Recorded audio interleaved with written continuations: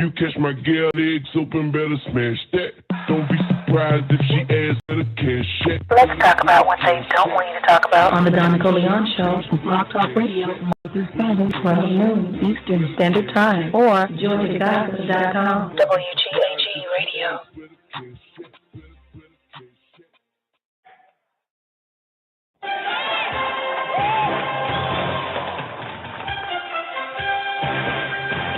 Introducing the master of all masters, the pro-sports captain, host of Surviving the Game, NEFERTITI. I organize everything I do's revolutionize. I build what's good for the whole damn hood. Study G's like these really think you should. I live, I die, I organize everything I do revolutionize. I build what's good for the whole damn hood. Study G's like these.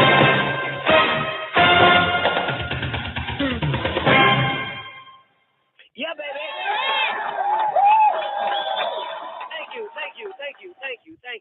Thank you, brothers and sisters, ladies and gentlemen, cats and dogs and everybody, man. Hope y'all having a great Friday. It is time for Nefertiti Surviving the Game, and it's actually hosted by yours truly, Don Nicoleone. That's right. It's hosted by me. I'm so happy to be here. So happy to be here today. I'm so excited to be on Nefertiti Surviving the Game show. A special shout out to all my niggas. What's happening with you? As intended today. Please forgive me. I got juicy mouth syndrome right now. I don't know if anybody ever had them fucking chewable Jolly Ranchers though.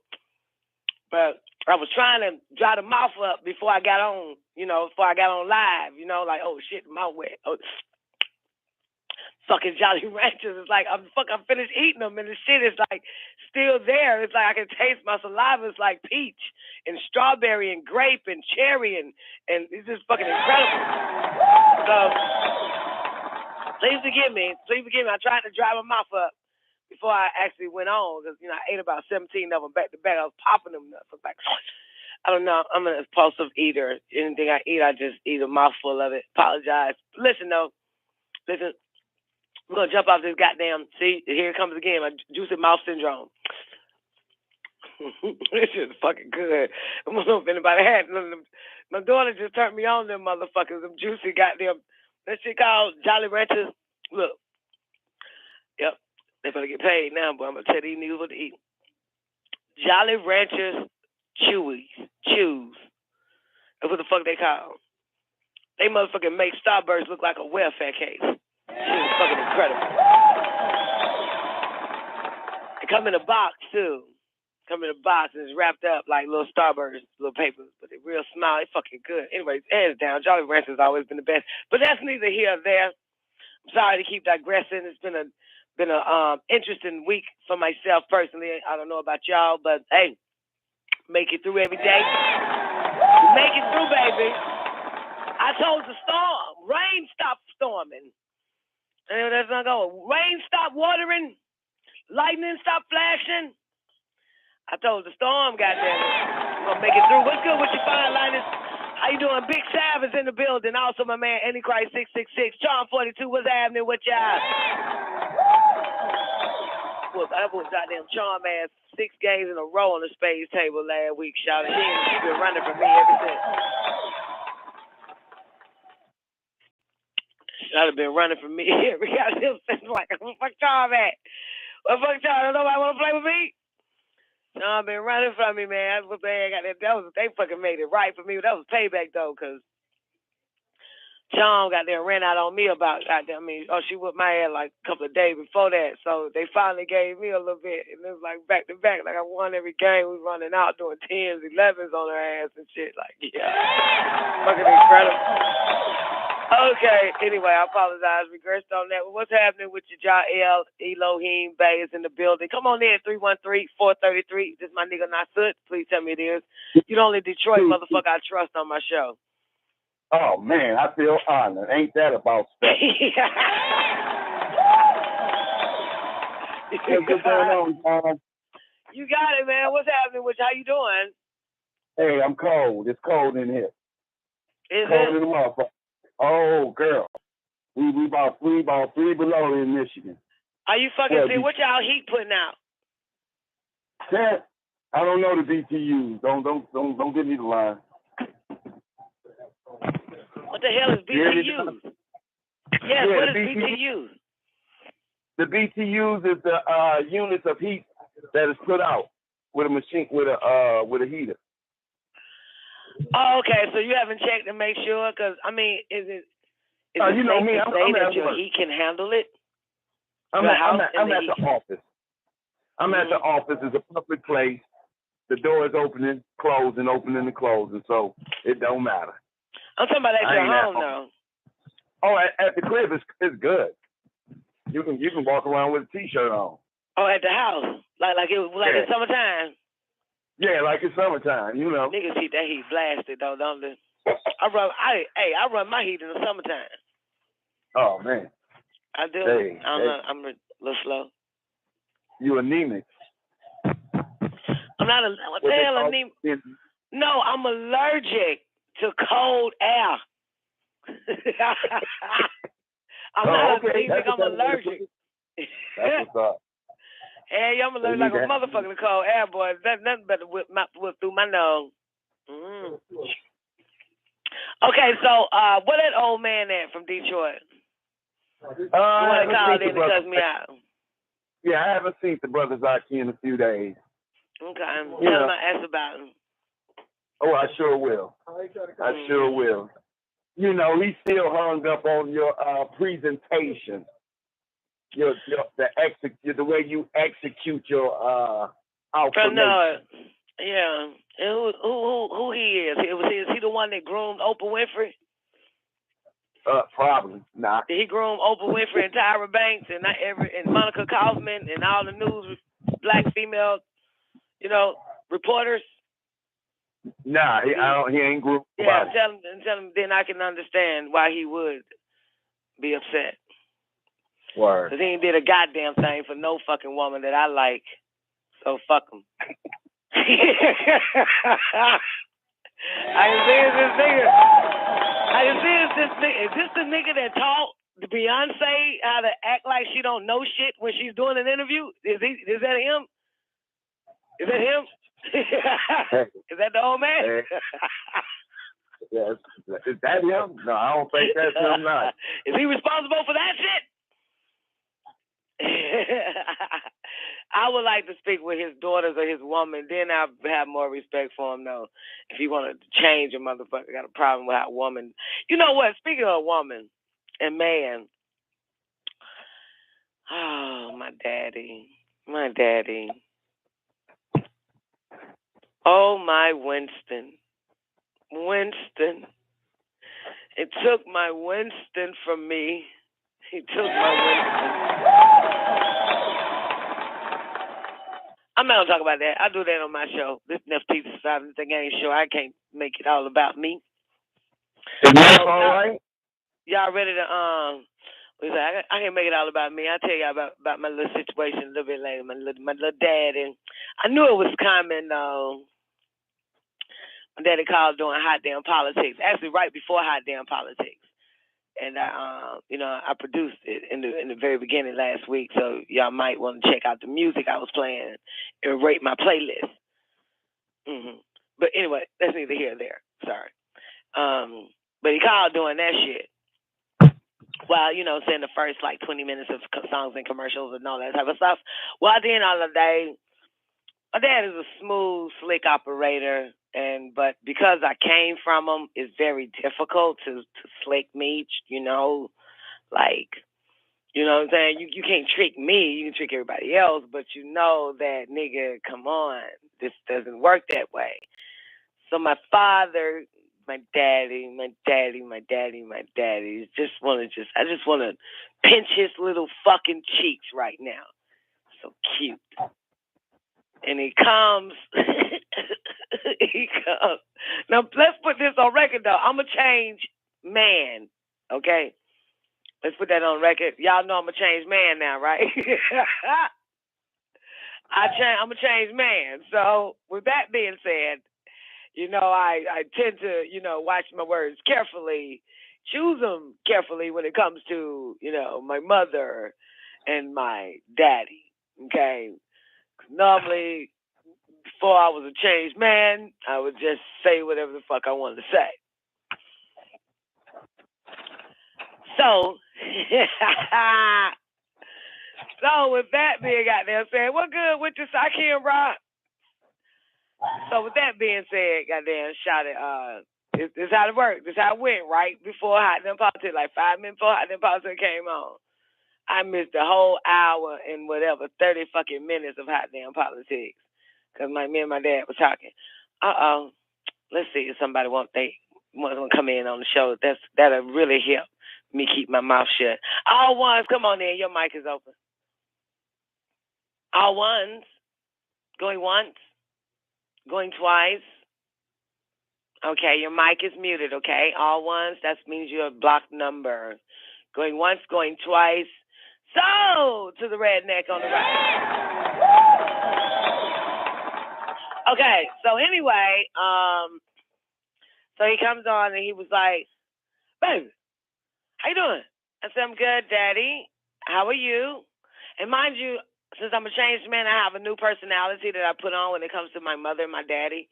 So, I'm just more like I revert to like innocent. So I said, this is the only way this is going to work, make them feel better about themselves if I pretend I'm innocent and young and need guidance and shit. So I just turned on my shit because, I'm an actress, right? I can act in any field, fool the hell out of any fucking body, right? So I was like, hey, Daddy, how are you? He was like, good, baby.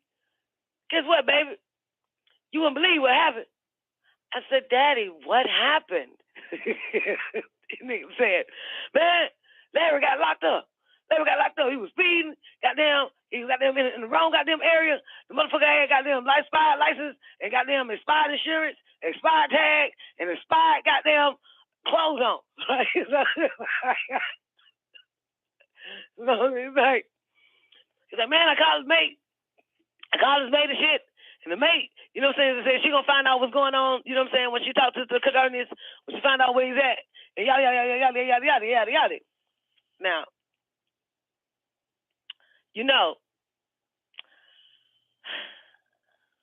I already know what he called me for. You feel me? Now, the average person will get a call like this and would be like, really? Where was this at? When did this happen? For real? He was over there on that side of town? Oh, shit. Well, you know how that side of town is. But me, I kind of forgot I was supposed to be in the character. So it goes like this. So, Larry, little nice place, and they locked him up and got them expired tag and this, that, and the third, and, over there and got them Hateville and shit like that. They real bad over there in that area. I say, Daddy, what the fuck you telling me about the shit for? Right? I totally forgot.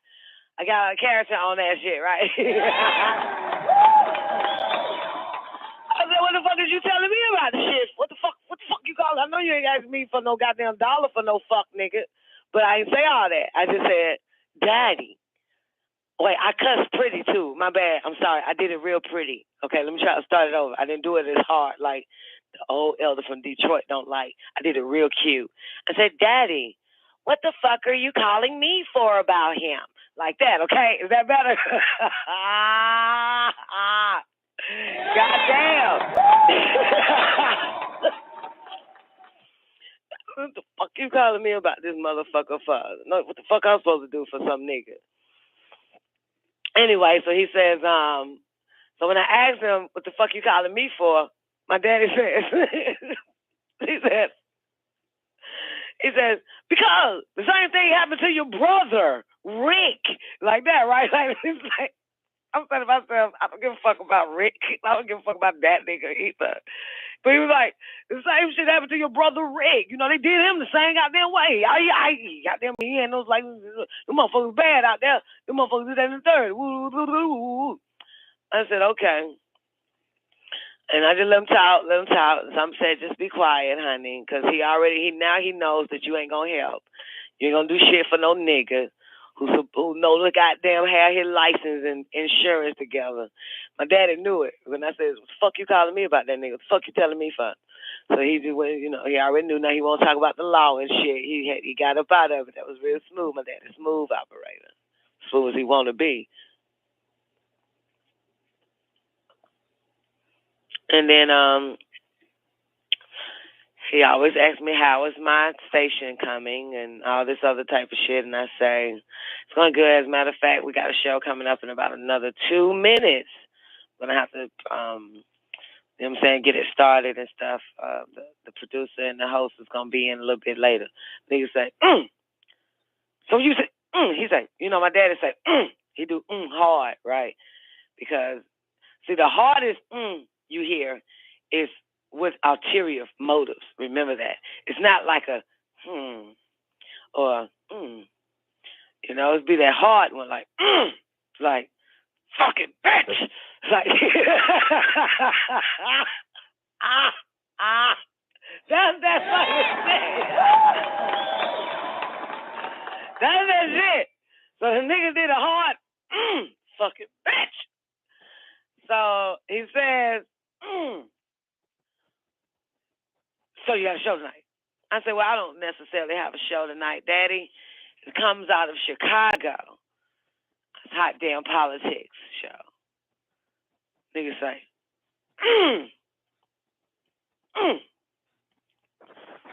that's beautiful.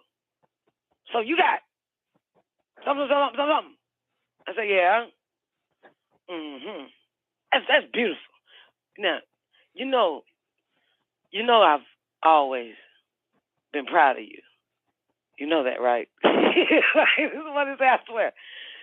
And I have always been the one that understands you. Don't nobody understand you better than me. And you don't know that. You don't know that I understand you. You don't know that, do you? I said, yes, Daddy, I know you do. You've always been the one to understand me. He says, oh, so you do know. I said, I'm glad you know. I'm real proud of you. Very proud of you. But you need to, you got a lot of people listening. You can change when you can change your name now. That's what he said. You can change your network. You can change your name now. You can still get, people, new people. I said, that's what you mean, change my name. Well, your network, change your network name. I said, what do you mean my network name? You talking about WGAG Radio? No. I mean, well, no, not yet. Not that one yet. I said, well, what did I change? You should change your name. The Don, Nicole, Nicoleone. Don Nicoleone. Don Nicoleone knob.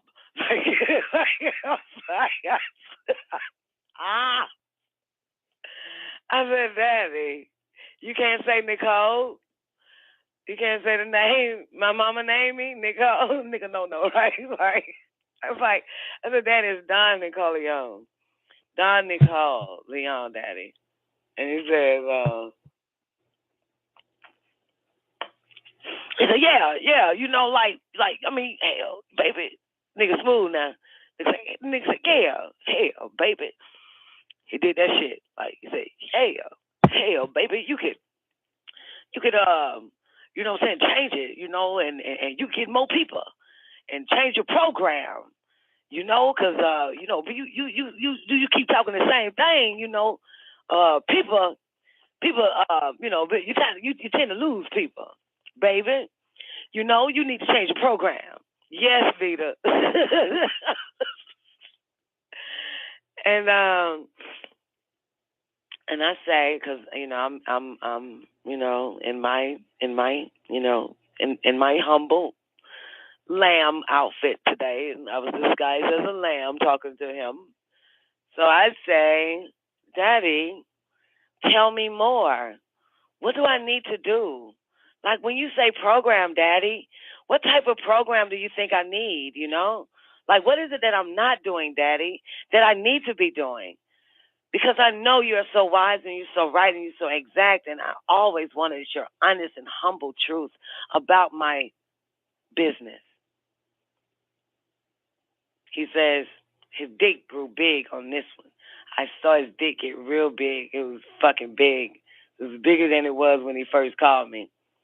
And he says,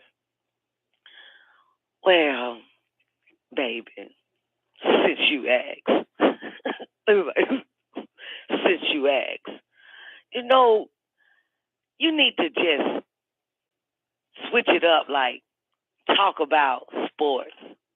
Have a sports show. You know, maybe have that going for a long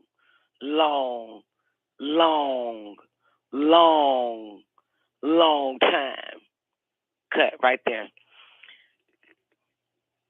You have to ask me, why would my daddy say sports? It ain't like this nigga ever went to any of my goddamn games. Don don't play no goddamn sports. I was out there getting money when motherfuckers was goddamn going into the game. I don't know nothing about no fucking sports. Do you understand? It ain't like I got pictures in my goddamn house, me holding a fucking bat and a goddamn glove. Like, you know what I'm saying? Like, when the last time I told my daddy, Daddy, you gonna watch the game today? Let me come over. I'm gonna come over and watch it with you, player, because you know sports my shit. Man, this nigga wasn't going to no games together. We never been to the games together. All the thing we done been to is the fucking land and to the land and drove to the land. That's our family day. It's the goddamn land. Listening to Dr. York teach, picking up goddamn books. That's the only time we was the fucking together my whole goddamn life is when it came to Dr. York. So, nigga, when the fuck do you know that your daughter do some sports or some shit? Now, let's go back into the shit. So let's start it over. He says, change the program up, baby. Like, talk sports, for a long time. Because, that's going to get people. If you now you could do it. Now, if you talk sports, that's going to really bring people. You know what I'm saying? Because you got it. Like, you could bring anybody together. I said, well, Daddy, I'm so glad that you mentioned that because I have that already. WGAG have Nefertiti surviving the game. She's a retired pro what is she called? NBWA goddamn. I told you she's WNBA. Yeah, I had to put that shit on top of that. I said, she's retired WNBA, Dad, and she does it every Friday nights and on my shows from Monday through Friday. I have that, Daddy. And he says, here we go. He says, really?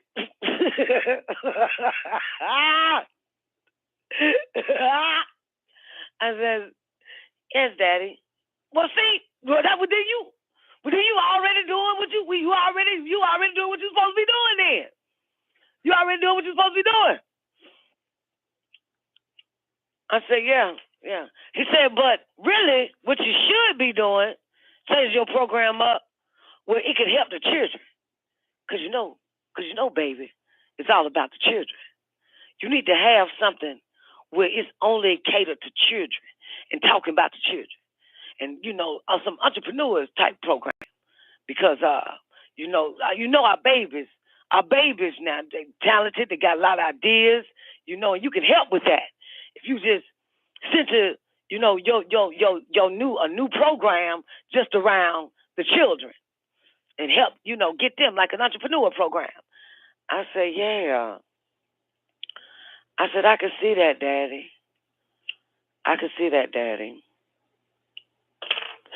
said, you're right, because, it's so interesting because one time I was doing a show, and a man called in. He called in from a school, and he was a school teacher, and he called in from inside his classroom. And he had these children, and he was asking, he was a teacher, and he got these children. He said they have a lot of ideas, and he said, what can I can give them some type of advice. And he put like about one or two children on the line, and one of them wanted to be a little designer, a fashion designer, and I helped her on that, and whatever. I said, you're so right. I said, but that happened also on the show already. He said, really? Well, baby, you've already and he said, were you already? That's interesting. That damn people call like that. People call from school like that. I said, yes, Daddy. Yeah. So I said, but is there anything else? But I will work on that. Because I do have a business plan, and I said I know a lot of celebrities and politicians and lawyers and professional people that would mind helping with some type of entrepreneur program for the children of the world, So he said, really? You? I said, yeah, Dad, I know a lot of them. So then he says, well, that would be great if you just focus on that. Put your attention towards that. I said, okay, Daddy, I will. I said, you're right, though. I really do. I need to work on that. I really do. I need to work on that. That's very true. I will.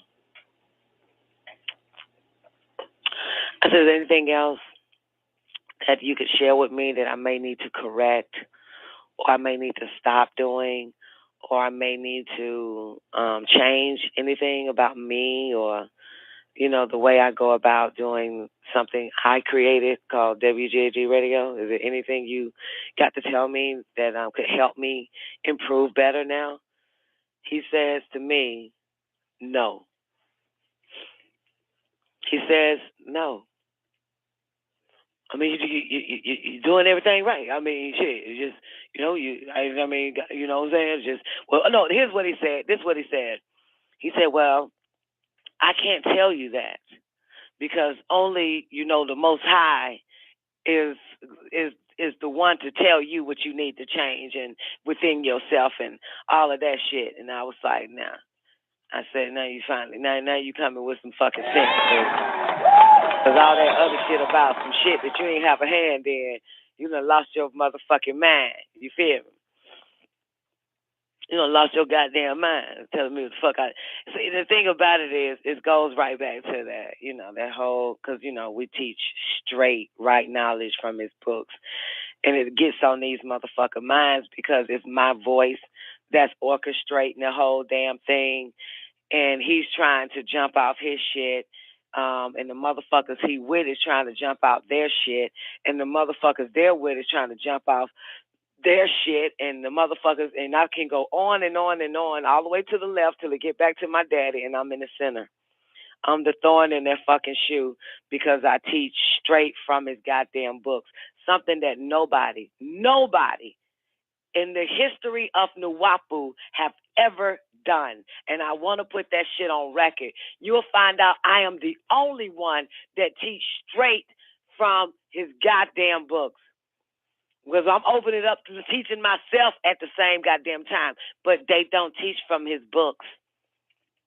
And I ain't really trying to teach nothing. I just want to tell you that. I'm just trying to get my life together, boo. But because I don't have time to do it outside of this, like I have to economize my time. Yeah, exactly, Teresa. You ain't gonna find nobody to do that shit. They can't do it. They can't do it. If they do it, it's fucking boring. They gonna put your ass to sleep. They don't have it. They don't have that and that and that they ain't got that soul like that. So sit your ass down, help a player out, help row the boat. I'm the fucking captain of this goddamn ship. Cause you a motherfucker had everybody sleep. And then they don't teach from the goddamn shit. They got their own doctrine. My daddy got his own doctrine now too. And it's cute because he's the son of Jesus. He's Jesus' son of her. I'm the son of Jesus' son. That's my daddy's doctrine. Yeah. My daddy is the son of Jesus' son. Yeah, I guess Simon Bar. I don't know. The son of Jesus' son of Jesus' son. I don't know, but it's just so, and it's getting on their nerves. That's why they come challenge me on the show, y'all. So I just want to tell the brothers, it's okay when they come. That's just their own ego bothering them. They really make a fool out of them when they come in, with that whole want to battle me and doctrine and challenge me and shit. It really show how small they are. You know what I'm saying? It really show how really fucking small they are when they come fucking with me. And all I'm doing is a damn show, trying to learn something myself. You feel me? So there it is. Don, do it straight from the hip with no agenda. Oh, I do, with no agenda and pure heart. Yeah, I don't need no followers. You know that. I ain't trying to get nobody. You know that, man. I just want to see y'all niggas on the internet between 12 and goddamn 9 o'clock p.m. So, my niggas, if y'all don't get no big, let's get into this 9-ball, dog. Shit. Let me teach straight through this motherfucker, straight from it. God damn it. I got a lot of responses, and live said I probably gonna hurt some feelings. Born Sue, my nigga, from yesterday's 9-ball, and I think Fireline said they'll be okay. Fireline told Boy, don't worry about it. They'll be okay. Fireline said, Don is going to take over my chair when I'm finished. Like, Don is fucking right in the exact. I fucking talked about that y'all didn't hear me when I was saying that shit. I was being interrupted the whole time. Yeah, because she did come with it, though. She did. I don't know if y'all listened to the show. That's the show I was absent, me and Neff. But she did come with it. I was like, damn, this shit is fucking incredible. I never thought of it that way. You know what I'm saying? I never saw it. That makes sense. Because mine just our third time reading that shit at that time. So, you're supposed to see something different. Yeah. So, but yeah, that was Fireline said. She told Bun, don't worry about it. Don knows what she's doing. She's acting in my position. She's the fucking, because these motherfuckers.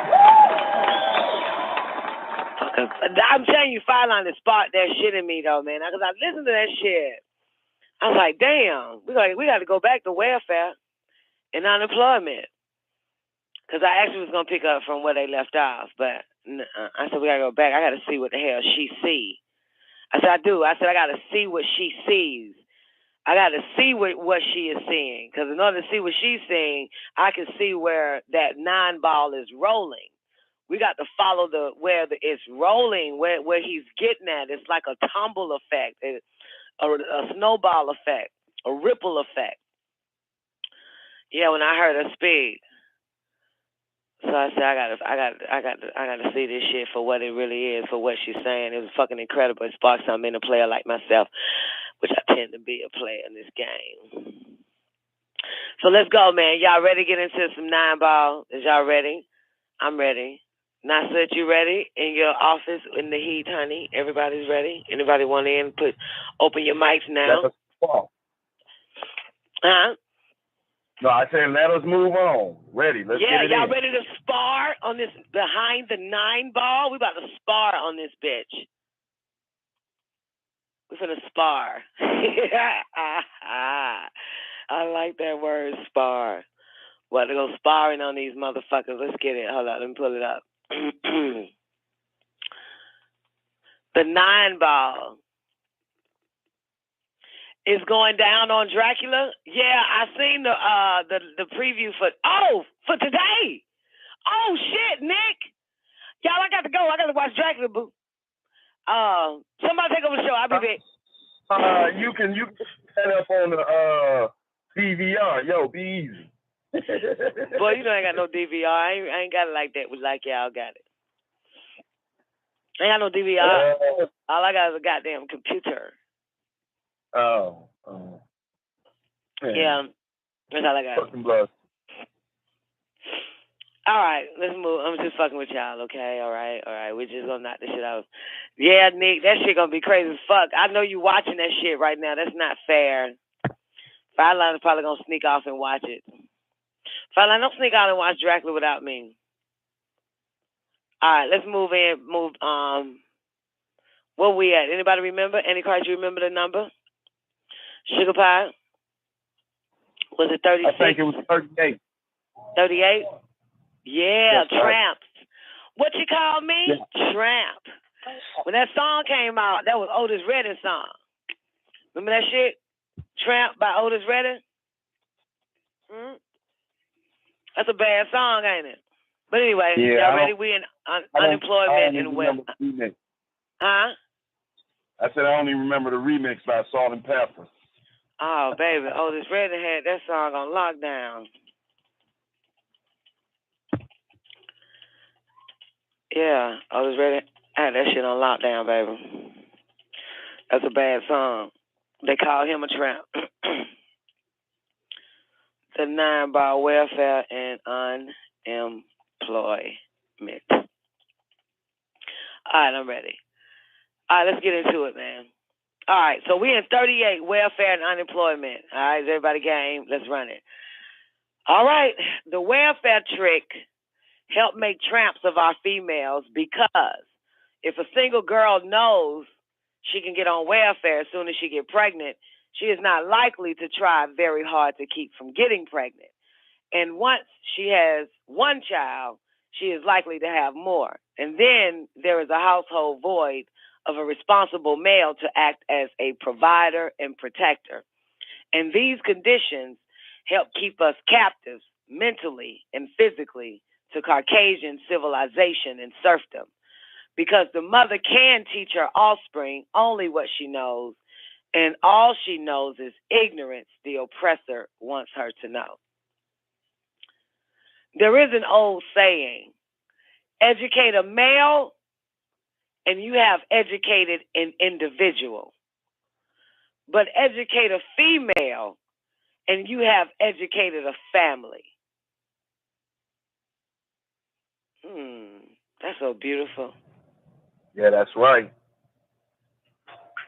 That's right. Because in turn, she will educate her offspring. And everybody else, that's right. She will, won't she? Yeah. Wow. What about that part when they say, educate a male, you have educated an individual? Yeah. That's it. Well, it's true. Because he the one going to hold on to it, and if he egotistic, as most of us are, we going to use it to oppress. To put ourselves like we the shit.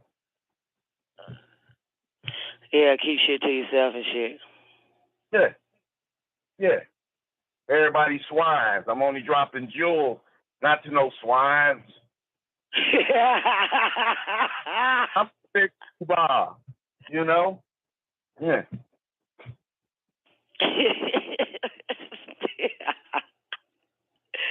Man, like my daddy told me one day, I had to be like 25 and shit. I was minding my business. That nigga came up to me and said,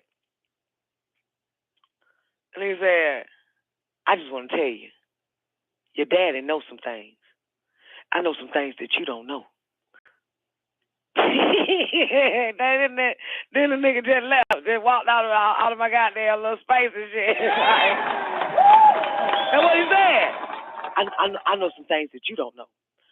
And I said to myself, you my fucking daddy, fuck nigga. Don't you think I need to know? So then I would know. So you that type of nigga now? You doing it like that? You don't mind sharing? You fucker? You fuck bastards? I have a problem with men. Y'all know that. Them motherfuckers there. Oh my God, he ain't lying. Educate a male and you have educated an individual. But educate a female, this bitch gonna teach. She gonna run her mouth all day and all night or what the fuck she learned. If it helps any goddamn body, she ain't trying to motherfucking pretend she got some shit over a motherfucker. She don't. If you let her fuck, she learn some shit, she gonna tell it. This nigga learned some shit. He got to figure out whether or not nobody else has it first before he tell it. He got to go search and Google and make sure it cannot be found first. And then he tell the motherfucker, I know some shit that these motherfuckers ain't talking about. And I ain't going to tell none of you motherfuckers what it is. I need to make sure that I've got them straight or maybe give it to a crack. Be like, damn, nigga, we gonna fucking be dead then. I guess you don't want to tell us. Teach us a goddamn thing. Well, oh well.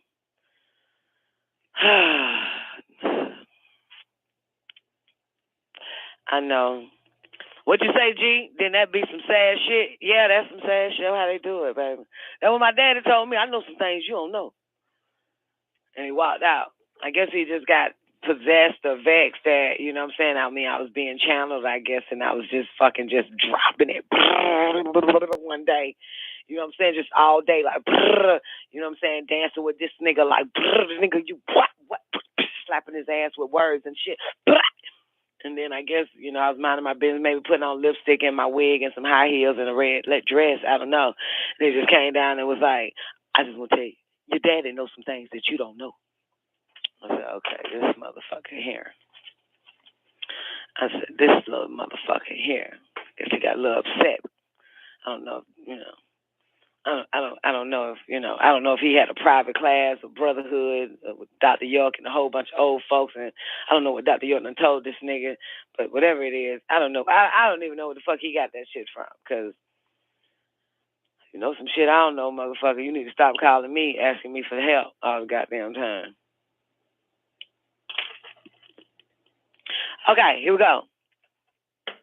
Yes, there's an old saying, educate a male and you have educated an individual.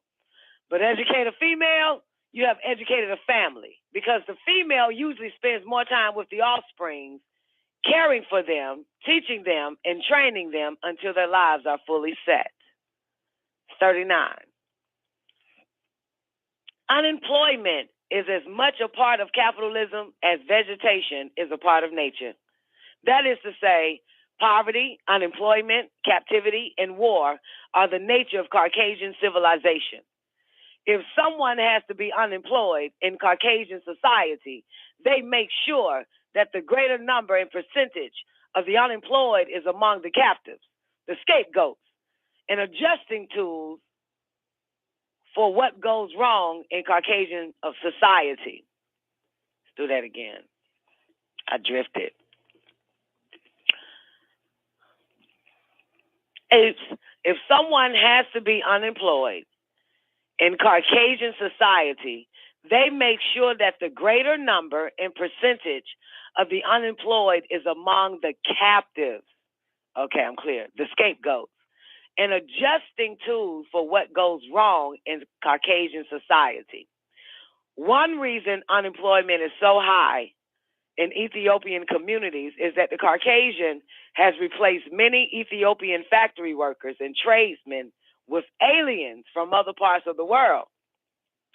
And the oppressor did and is doing this because woolly-haired people are more militant now and are not the good working slaves they used to be.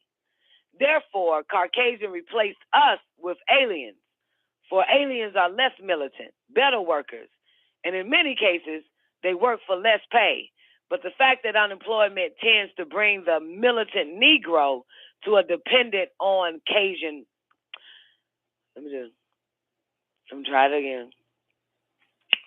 Plus the fact that the unemployment tends to bring the militant Negro to a dependent on Caucasian position. 27.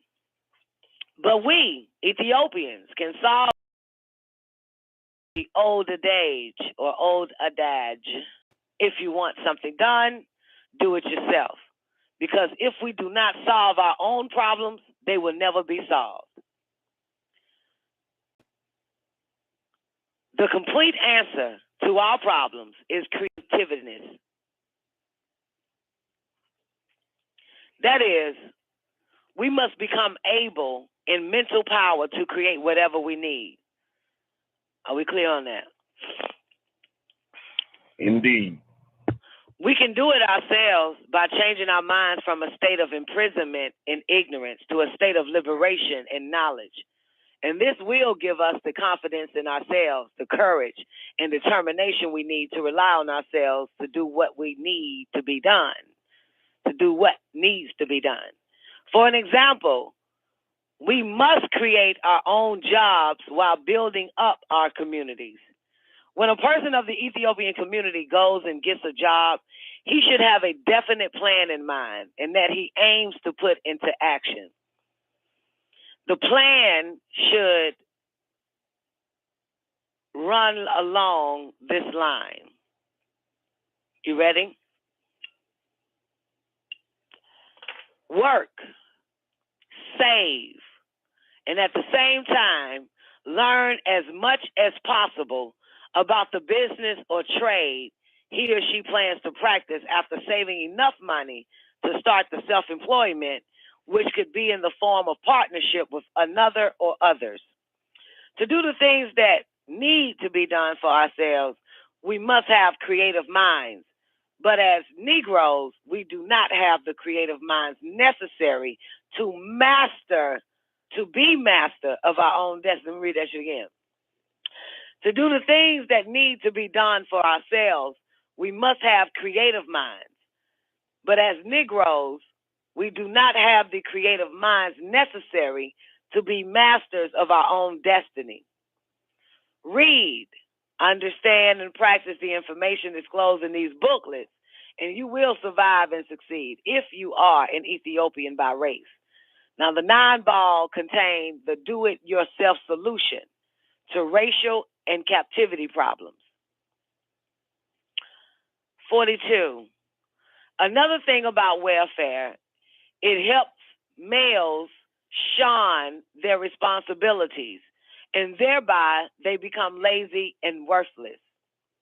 If a male knows that if he impregnates a female, he does not have to take care of his responsibilities as a father unless he is very intelligent, that male is neither likely to try very hard to protect the female nor himself from irresponsible parenthood. In addition, in the topic mind and sex, we should have mentioned the fact that loose sex, which is uncontrolled sex, undisciplined sex, increases the chances of catching VD, venereal diseases such as syphilis, gonorrhea, and lymphogranuloma, to mention just 3. Loose sex helps spread VD, and VD is negative forces that destroy us by causing heart disease, insanity, and deformity of offspring. VD is mankind's malady. VD originated in Europe. Loose sex, venereal diseases, irresponsible parenthood, poverty, and unemployment make the road to our liberation longer, rougher, and tougher. 43. Being mental captives as well as physical captives. Being mental captives as well as physical captives means that we are also economic captives, cultural captives, and sex captives to mankind. And the Caucasian God of Christianity is not going to liberate us from these miserable conditions, because how can God tell us how to live if it is not living itself and it is not human? That is personified in some person or race of persons. If God is not human, it cannot be our nature, and therefore cannot tell us our true course of nature. God, the ghost, represents poverty for the Ethiopian race. It symbolizes dust and desert for us. Of course, we know now God is gas, is ghost, and God in flesh and blood is the Caucasian race. Therefore, the posterity of God, the ghost, and the one it loves is the Caucasian race. It will never liberate Ethiopians. We Ethiopian scientists reiterate, no one can liberate you mentally or physically anyway. You must do it yourself by accepting and practicing liberation information, which of course is presented in the form of the booklets known as the 9-ball.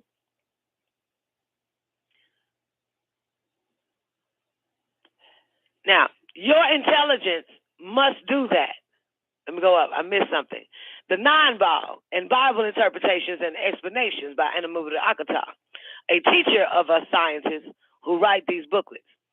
We can only present these booklets to you. We cannot compel you to accept and adhere to them.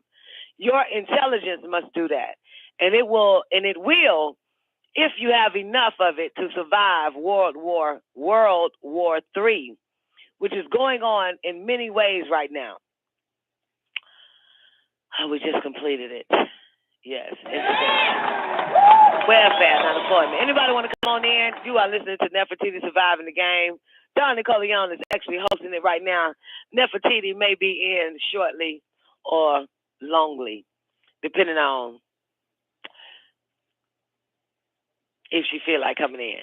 So anybody want to come on in, you come on in now. We're going to jump into integration and miscegenation in a minute. So open your mouth. If you only knew the power of the dark side.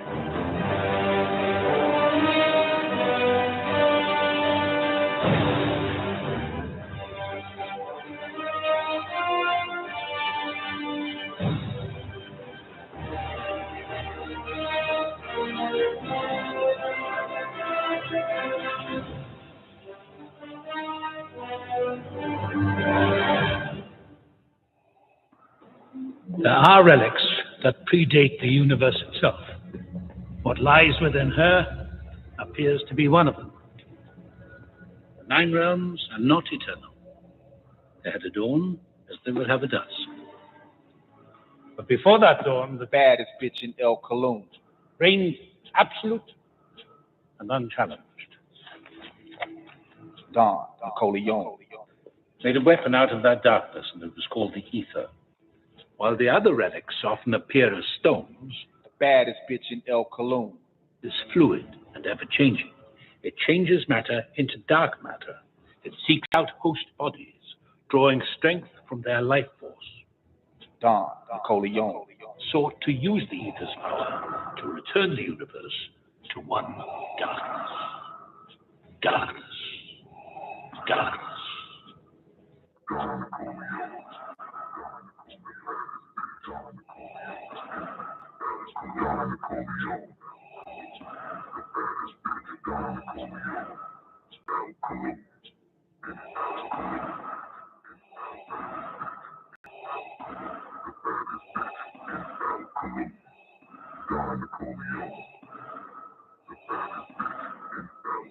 You underestimate the power of the dark side.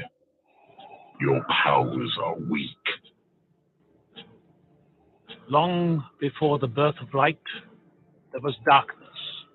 And from that darkness came the baddest bitch in El Cologne. Millennia ago, the most ruthless of their kind, Don Nicoleone, sought to transform our universe back into one of eternal night. Such evil was possible through the power of the ether, an ancient force of infinite destruction. You underestimate the power of the dark side. Your powers are weak.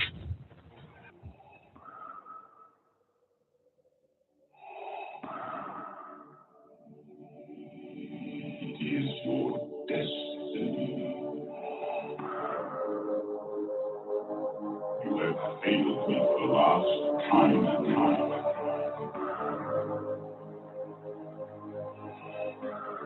Don't make me destroy you.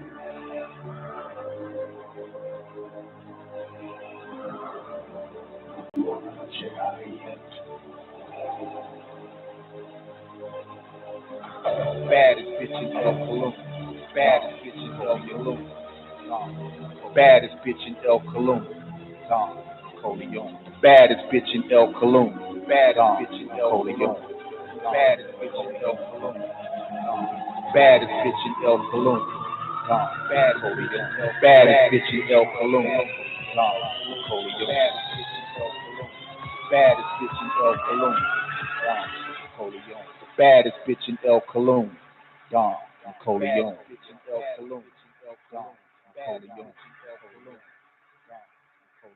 You cannot escape destiny. Accept your fate. You are beaten. Yeah, the darkness is once again visible, niggas. You know what time it is. You've tuned in to WGAG Radio at this time for one reason only, to hear the greatest voice transmitting throughout cyberspace. You know who she is, the Sublime Oracle, the baddest bitch in El Cologne. Yeah, it's time for the Don Nicoleone Show. Underestimate the power of the dark side.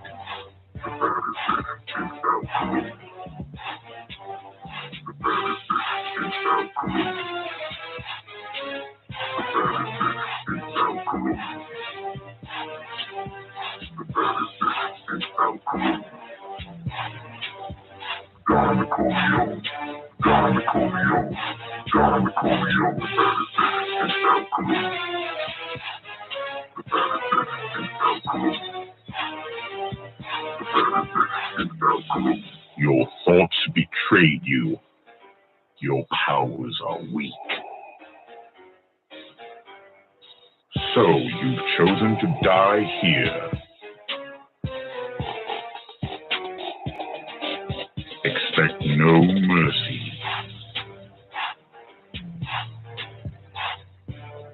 There is no escape.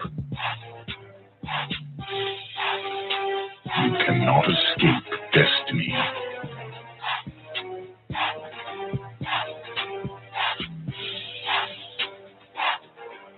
Accept your fate.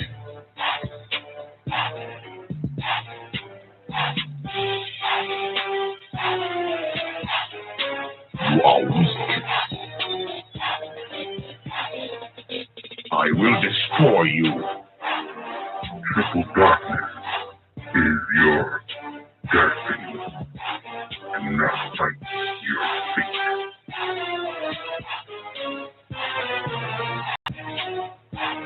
You are beaten.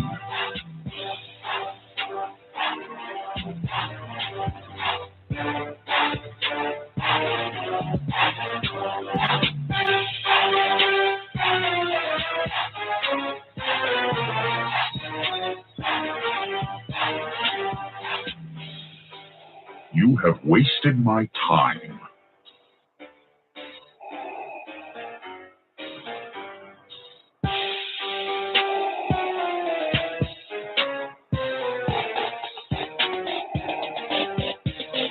This is the end.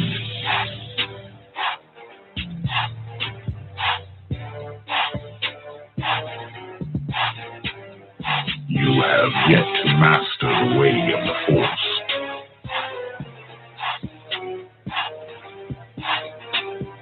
Don't underestimate the power of the Force.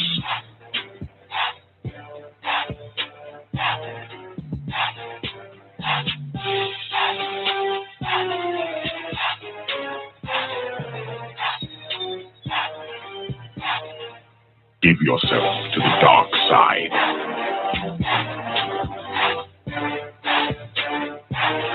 It is useless to resist.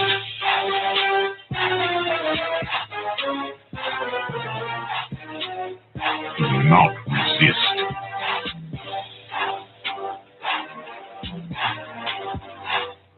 Unwise. This is the end. If you only knew the power of the dark side. Give yourself to the dark side. If you only knew the power of the dark side. Give yourself to the dark side.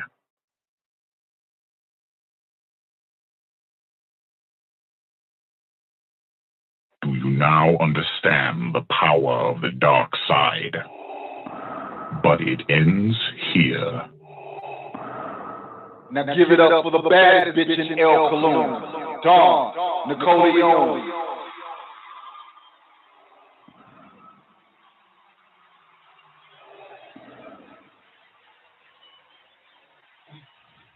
You know, it's like that, being the baddest bitch in El Cologne. And sometimes, just because you're the baddest bitch in the El Cologne, you might just want to masturbate to the affirmation.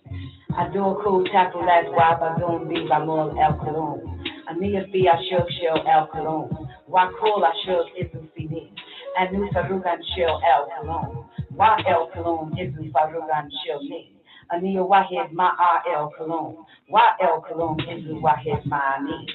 Any Akilu and Jihu Kama Farugan show El Cologne. Why cool Kama Farugan. Ani Akilu, Akwenu, Kul, Dik, Ani, Aksidu, Fi, El, Cologne. Kama Kafiza, Izulia, Amadu, Fi, El, Cologne. Ania Kabaha, Wahud, El, Cologne, Izu, Ania. El, Cologne, Yakilu, Ani Akilu. El, Cologne, Yatnalu, Ani, Abnalu.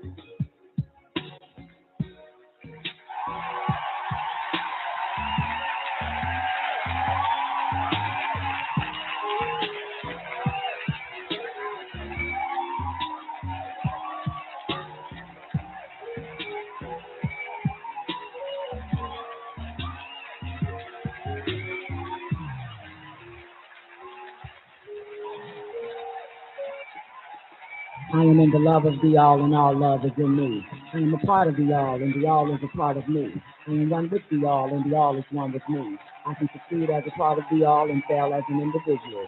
I can be all that I wish in the all, as long as my wish is to stay in the all. I'm never alone. The all is, I am. The all can, I can.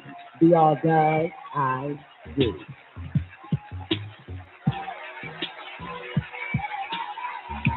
I do.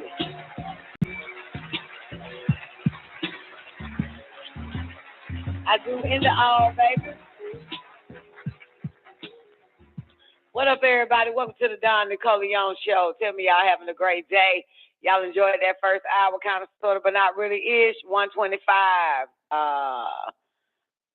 What's that shit? 2014, behind the 9-ball welfare and unemployment, baby. That was that clip. Shout out to that first hour, man. Great day to everybody tuning in to the Don Nicoleone Show, 12 noon Eastern Standard Time, Monday through Friday on Real Nigga Radio. WGAG, baby. If you need to call in number, great day to everybody on the call lines. If you need to call in number is 425-569-5274 or 515-605-9828. That'll get you in, baby. Great day to everybody over there in the after party. That's our 24-hour voice-activated chat room on paltalk.com. Go on and download it, install it, do what you got to do. Type in the search, the after party, and you'll find us right there, man. Mic up, headset, take the mic, do all that shit. Great day to my man, Bingy B. Hope all is well with you, Bingy. A special shout out to Brian O'Ryan in the building. One time for Miss Hudson. Great day, Miss Hudson. Look at J1 ain't got no job. J1, you in this bitch early, ain't you? Great day, J1. I get to see J1 early. This is what a pleasure. What a pleasure and an honor, goddamn, to see your ass in this motherfucker at 12 o'clock, 1 o'clock. Good to see you, Jay. I'm fucking loving this shit. Great day to, who else up in this thing? Special shout out to Nick Bet, the Vulture God. What up, baby? One time for Sister Zena in the building. Sweet Ocean, what up? Hope all is well with you, man. One time for y'all T, Taekwondo. What up, baby? Good to see you, sweetheart. Across the street, holler at some of these cellmates over here in Lockdown Radio again. That we're streaming into Lockdown Radio again. That's one word. That's on YouTube, WGAG Radio. You know how we do it. One time for my man, Barack Obama. Hope all is well with you, baby. Special shout out to Stop Dance also. Cream in the building. Great day, Elise. I hope I said it right. Elise Trower in the building.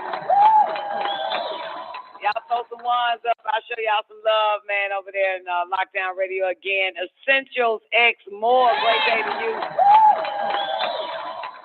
Dominique, where you been, baby? Great day, Dominique. Hope all is well with you. I miss you, boo.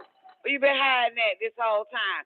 I hope everybody enjoyed Hot Damn Politics last night. We didn't stream it into YouTube though, but you can catch it. It's on iHeartRadio. I think you can just type in WGAG Radio and iHeart or Georgia Gospel or something. Or just type my name. If you know how to spell it, Don Nicoleone on the iHeart, iTunes. But it is especially shown as a leak on WGAG Radio on Facebook, or you can check out blogtalkradio.com. What is it? blogtalkradio.com/WGAG-radio. That'll get you in. I said it right, at least. At least. Great day to you, babe. I want to, can we figure out this, why they question that lady that's supposed to be the Supreme Court nominee on define what a woman is? Why they ask that lady that shit? Anybody know? You been keeping up with your Supreme Court nominee lady? What that lady name? I can't think of. I'm just gonna call her Brown Jackson. You know what I'm saying? I can't. Is her name pronounced Ketanji? I don't fuck. Look, why they asked her? Who asked her that shit? Some lady asked her that. Senator Marsha Blackburn asked Ketanji Brown Jackson to define a woman. Define a woman, man. What the fuck? They were trying to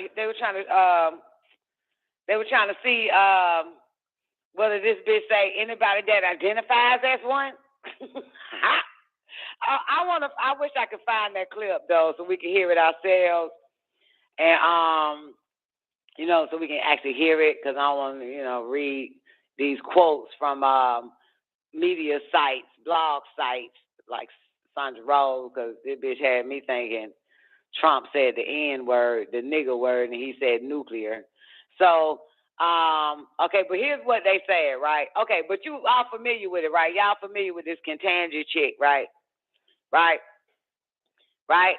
Y'all familiar with it? Y'all familiar with Ketanji?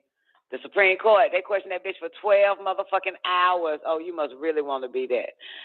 Supreme Court nominee, it's the second day of questioning, doing her confirmation hearing on Tuesday, day Thursday. Ain't gonna ignore this shit.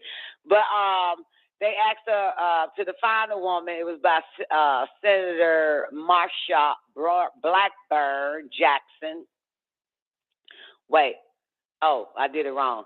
Senator Marsha Blackburn asked Jackson to define a woman, and she declined to answer it.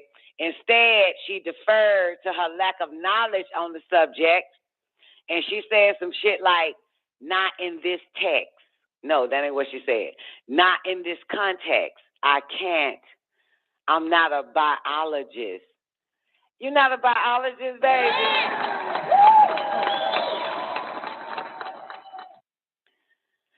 She said,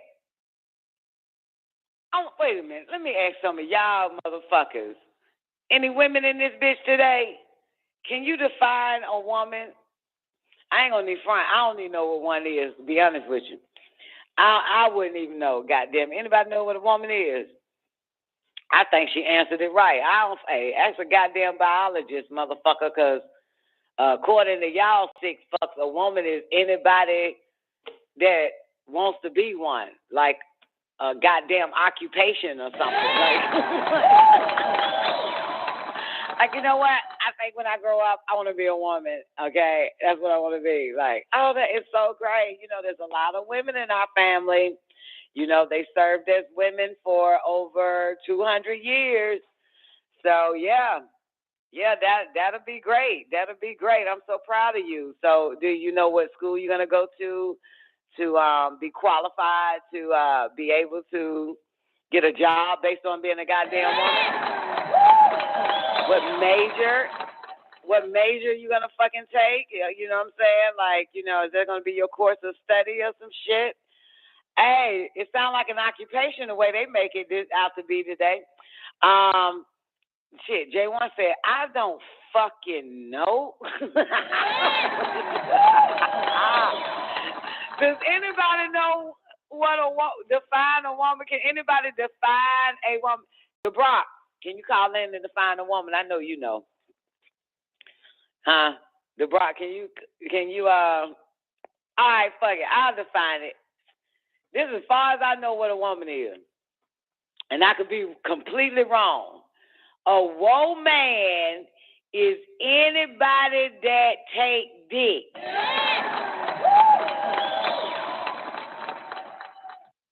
Anybody that take dick is a goddamn woman.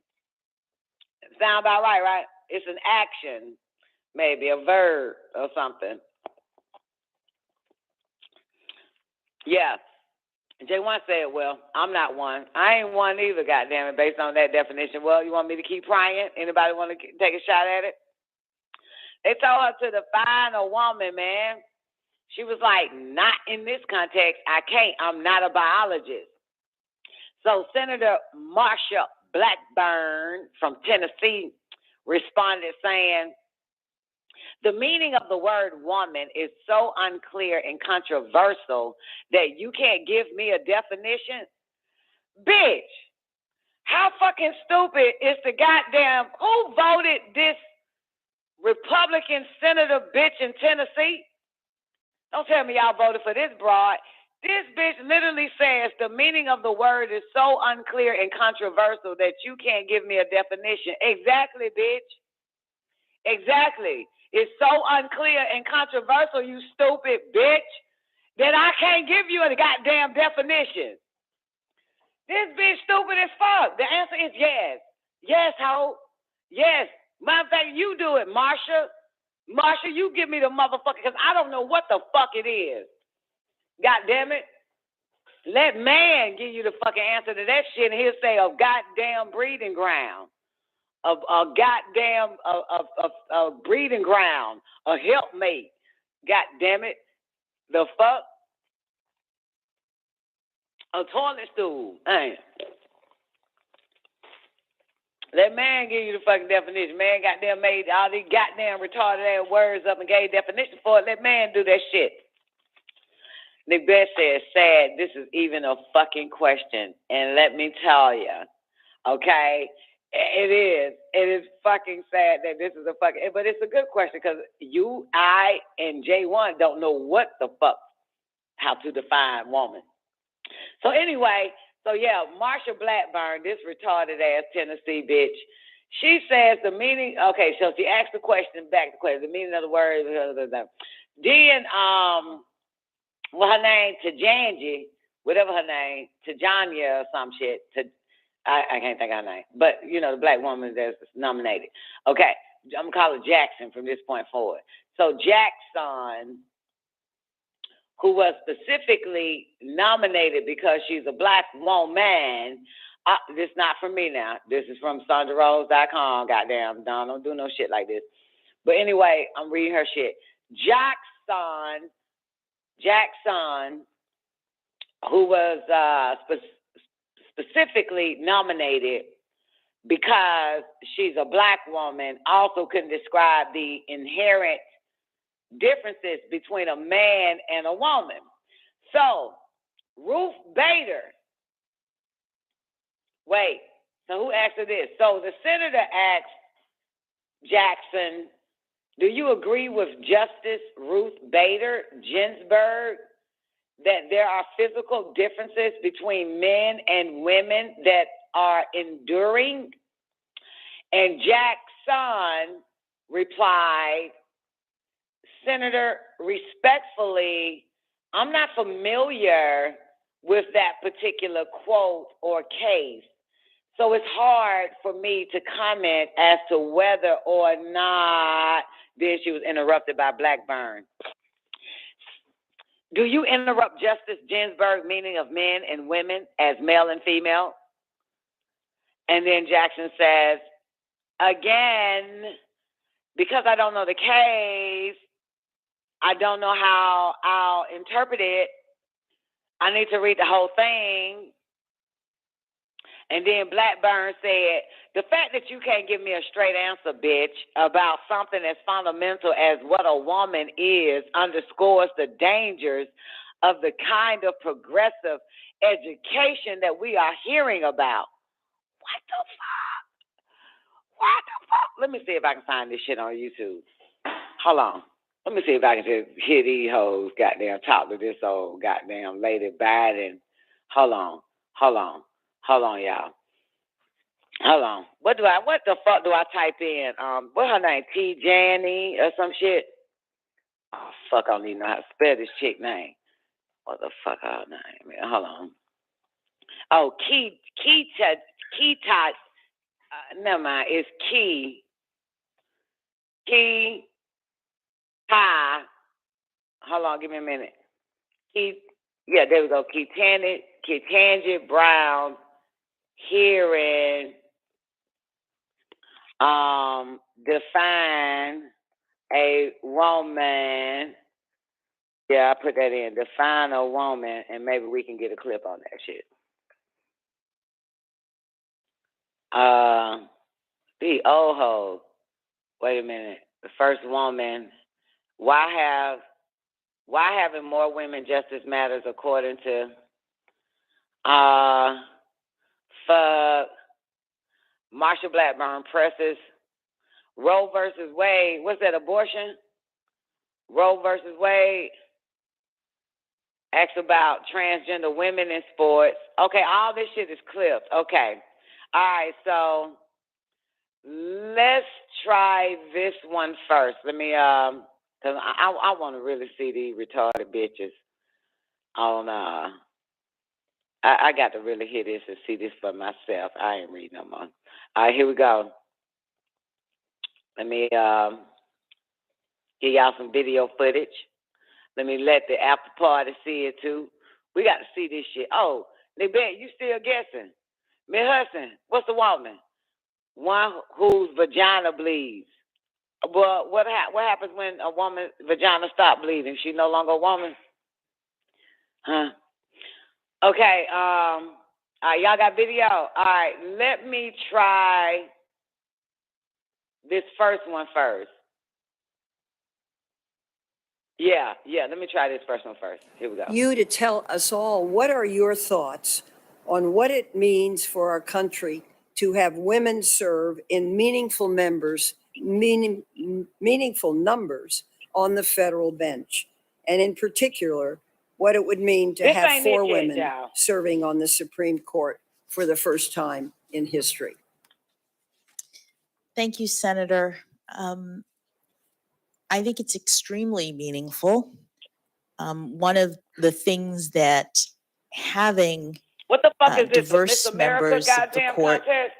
Does is it provides for the opportunity for role models. Since I was nominated to this position, I have received so many notes and letters and photos from little girls. Bitch, nah. We don't want that. We don't want that. Thank you, Mr. Chairman. And Judge, thank you again. All right, this Marsha right here, okay? This Marsha retarded ass, okay? Here we Chairman go. and Judge, thank you again for your time. I made a note earlier. Senator Blumenthal had mentioned that to do this job that you are before us, wanting to take on, it takes book smarts and people smarts. And I think that's a very appropriate summation. And as we have spent the past few weeks going through your records, getting to know you, reading letters that have come in about you, hearing from people, I've kind of looked at it and said, okay, she has been richly blessed with God-given talents. And then she has experiences and education. And then coupling with that, hopes, desires, and a lot of drive that really make you the person that you are.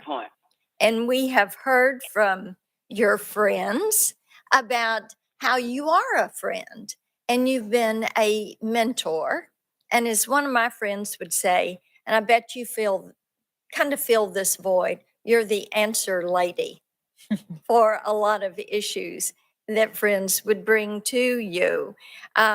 You love your family, and they obviously love you.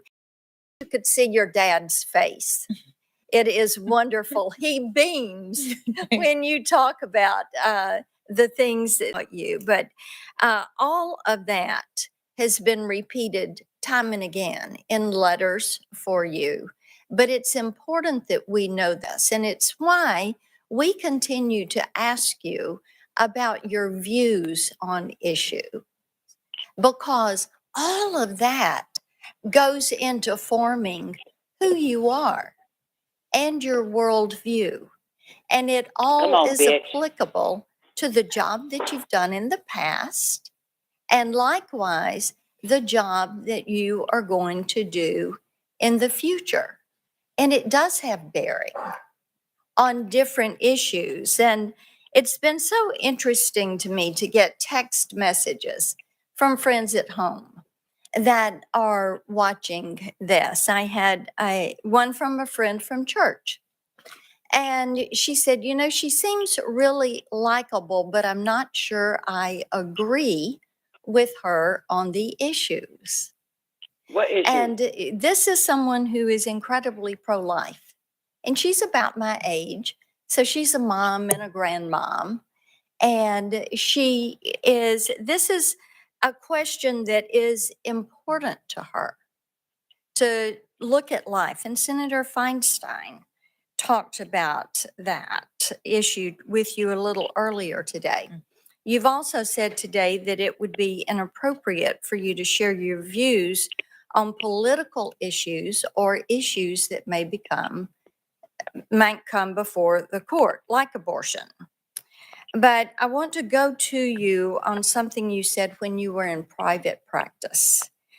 You made your views on pro-life and the pro-life movement very clear. And in fact, you attacked pro-life women. And this was in a brief that you wrote. You described them, and I'm quoting, hostile, noisy crowd of in-your-face protesters, end quote. And you advocated against these women's First Amendment right to express their sincerely held views regarding the sanctity of each individual life. And I'm a pro-life woman. 79% of the American women support restrictions of some type on abortion.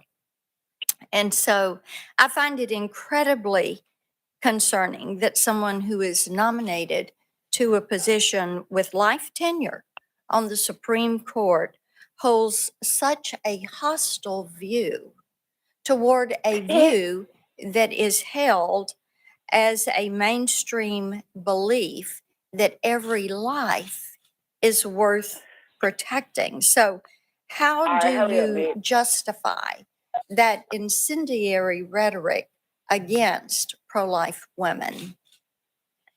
First of all, thank you, Senator. The brief that you're referring to was a brief that I filed on behalf of clients who were clients of my law firm. This is in, I believe, 1999 or 2000, maybe 2000 or 2001. Yeah.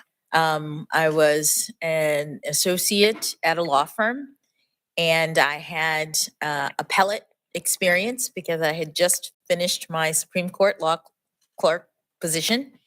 And in the context of my law firm, I was asked to work on a brief concerning a buffer zone issue. In Massachusetts at the time, there were laws protecting women who wanted to enter clinics, and there was a First Amendment question about the degree to which there had to be room around them to enter the clinic. Right. And I understand all of that. I'm asking about the rhetoric. Senator, I drafted a brief along with the partners in my law firm who reviewed it, and we filed it on behalf of our client. Okay. In to advance our client's arguments that they wanted to make in the case.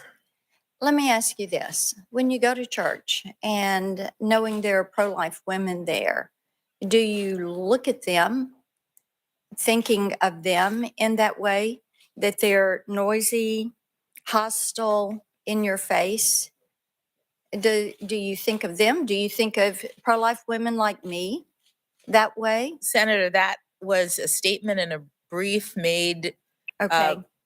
an argument for my client. It's not the way that I think of or characterize people. All right. Thank you for the clarification on that, because I think even zealous advocacy doesn't allow that type of rhetoric on a free speech issue. You know, Roe v. Wade, let's talk a little bit about that. It's come up touch today.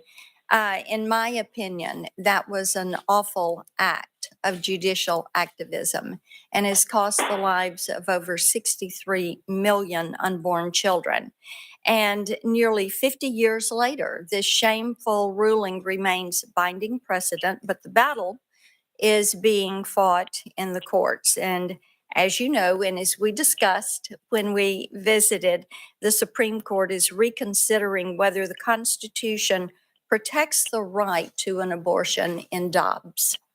And if you're confirmed, you will be in a position to apply the court's decision in Dobbs, whatever that decision is going to be. And you've talked about following precedent and what the court decides. So do you commit to respecting the court's decision if it rules that Roe was wrongly decided and that the issue of abortion should be sent back to the states? Senator, whatever the Supreme Court decides in Dobbs will be the precedent of the Supreme Court. It will be worthy of respect in the sense that it is the precedent, and I commit to treating it as I would any other precedent of the There's Supreme one other thing. One of the central issues in the Dobbs case is about whether the Constitution protects the right to an abortion. So let's talk about that. Can you explain to me on a constitutional basis the court's decision in Roe, and where is abortion protected in the Constitution? Senator, abortion is a right that the Supreme Court has recognized is one of the kinds of rights that is unenumerated. It is in that same category of rights that the Supreme Court has recognized. But the text of the Constitution does not mention abortion. That is true. That is true. That is correct. So you agree that the Constitution does not mention the right to an abortion, and yet through one of the most brazen acts of judicial activism, our Supreme Court created the right through Roe v. Wade. This is why Americans, this is why so many women that I've talked to are really concerned about who sits on the federal bench.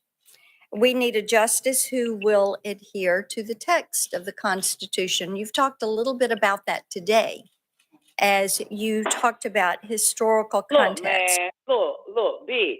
Look here, bitch. All right, all women are not created fucking equal. Can we put that on record today, boys and girls? All women are not created, are all women created equal, baby? All women are not created motherfucking equal. I want some dick, but I don't want that shit come from that dick. Goddamn. Now, you want some dick, but you might want everything to come from that motherfucking dick and might goddamn keep whatever came after the damn dick. That's your goddamn business, bitch. All women ain't created equal around this bitch. The fuck? And then some of us totally forget that we don't want a goddamn baby. We forget how babies are made and we get back on the goddamn dick and they're goddamn pregnant, like, oh my God, what the fuck? This was not supposed to fucking happen. I just wanted some dick. You know, it's one thing when a motherfucker says, you know what? I'm going to the bar tonight and I'm going to get fucked up. I'm going to get drunk. That motherfucker knows that it's going to drink until it's drunk. Then there's another motherfucker was like, you know what? I'm going to go to the bar just to have a drink. That means that person don't have no intentions on getting fucking drunk.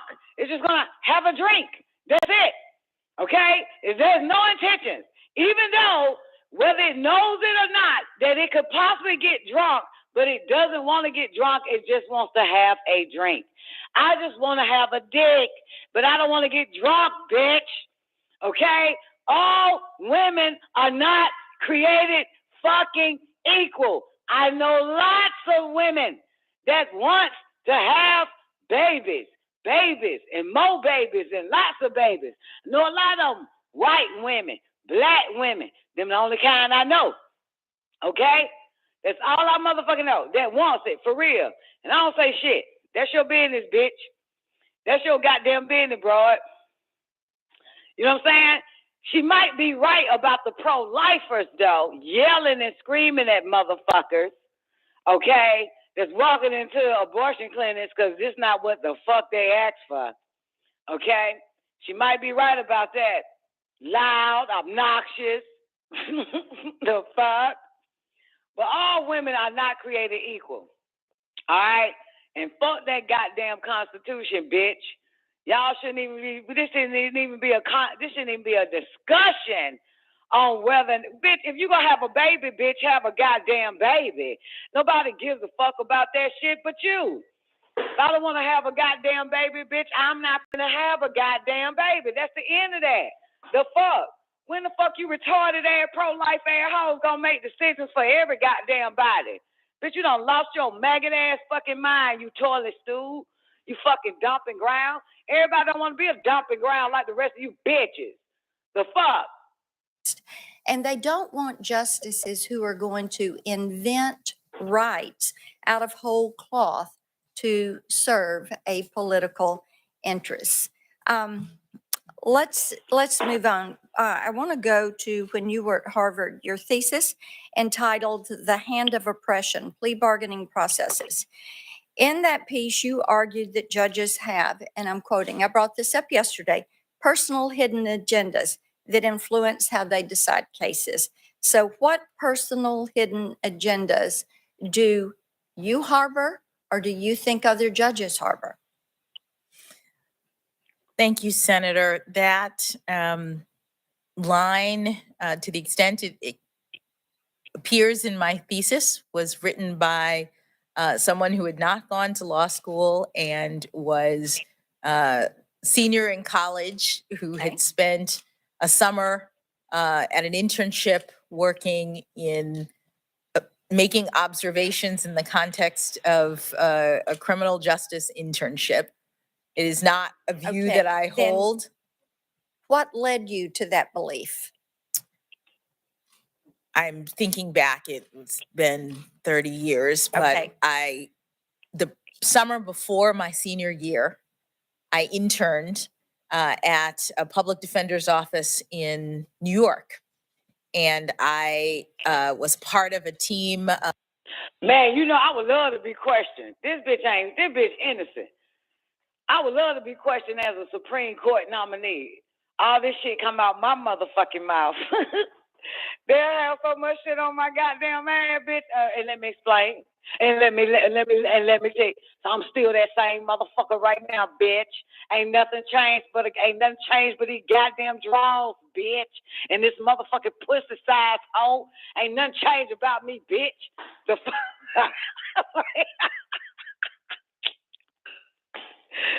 Yo, what the fuck is this shit? This is the righteous judging the righteous and shit, right? Because ain't no evil motherfuckers around the judge. Got to figure out who's righteous in this bitch. Look at this fucking broad right here. She's just a perfect bitch. Here we go. There was lawyers and interns on this team, and they were handling misdemeanor cases.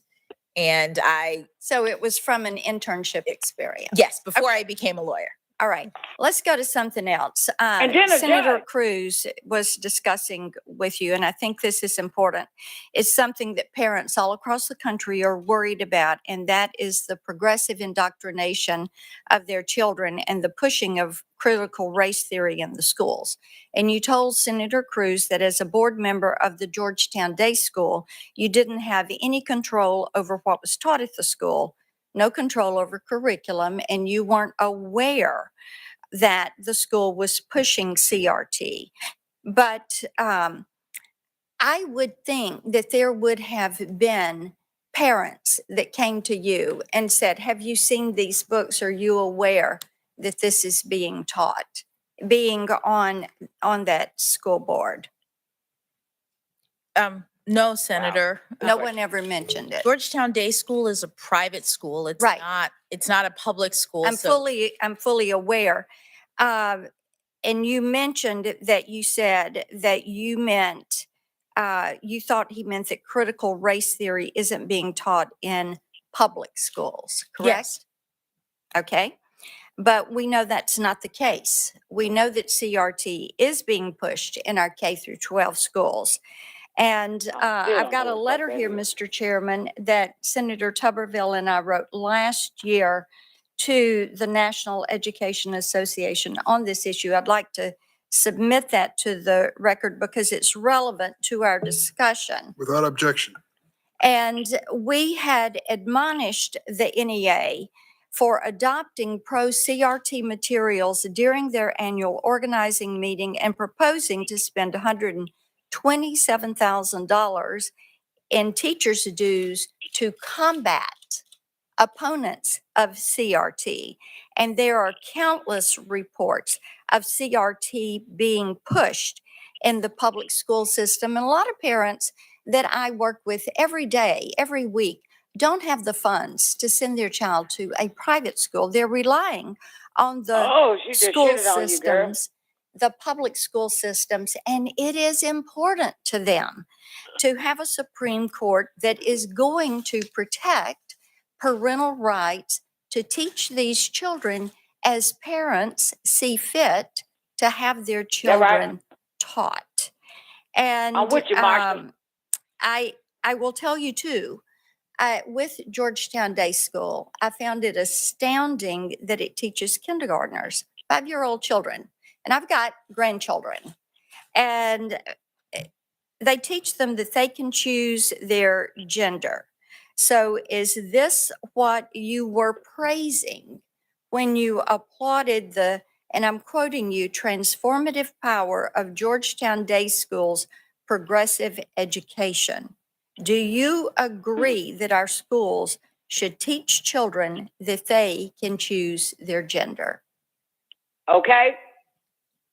Senator, Oh, she scratched her head right there, Nick Bet. Oh, shit. You old kid, Jenny, Kajani, Katanja, chick here. What you scratching? You ain't scratch your head now. 9 times. When they got there, when Marshall was asking you these other questions. Why you scratching your head now, bitch? Wait, yo, bitch. Bitch, your head wasn't itching for the past 15 goddamn hours. All of a sudden, you got to scratch it now? This bitch scratching her fucking body language. Body motherfucking language, motherfucker. What up, Quincy? Come here, give me a hug, nigga. This bitch kind of scratched some scratch up. Oh, Lord, let's hear this shit. Oh, Lord. Oh, let's take it back right before she scratched. Senator, I'm not remembering exactly what quote you're referencing, but Georgetown Day School is it was in a book, and you gave the quote. Okay. Georgetown Day School is a private school. Yes. I'm asking, do you agree that schools should teach children that they can choose their gender? Senator, I'm Bitch, not do you agree? making comments about what schools can teach. Let me ask you this then. Agree? I'm not. I'm asking. It was in a book. Fuck, hold on, y'all. Let me just. Enterprise rental car, Fort Lauderdale. Wait me 1 second. Yes, can I help you? Yes.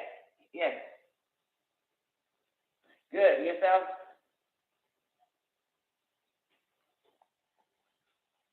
Wait. Hello? You have to call, there should be another number you should be calling. It's a 706-816 number. Yeah, that's Tiana. Yeah. Okay. All right. Bye-bye.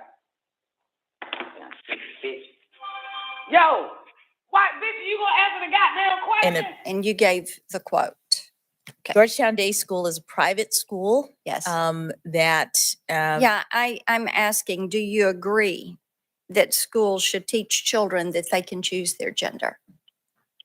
Senator, I'm not making comments about all right what schools can teach. Let me ask you this then. United States versus Virginia, the Supreme Court struck down VMI. I am starting to like Marsha. All in favor for Marsha, raise your hand. Might move to Tennessee.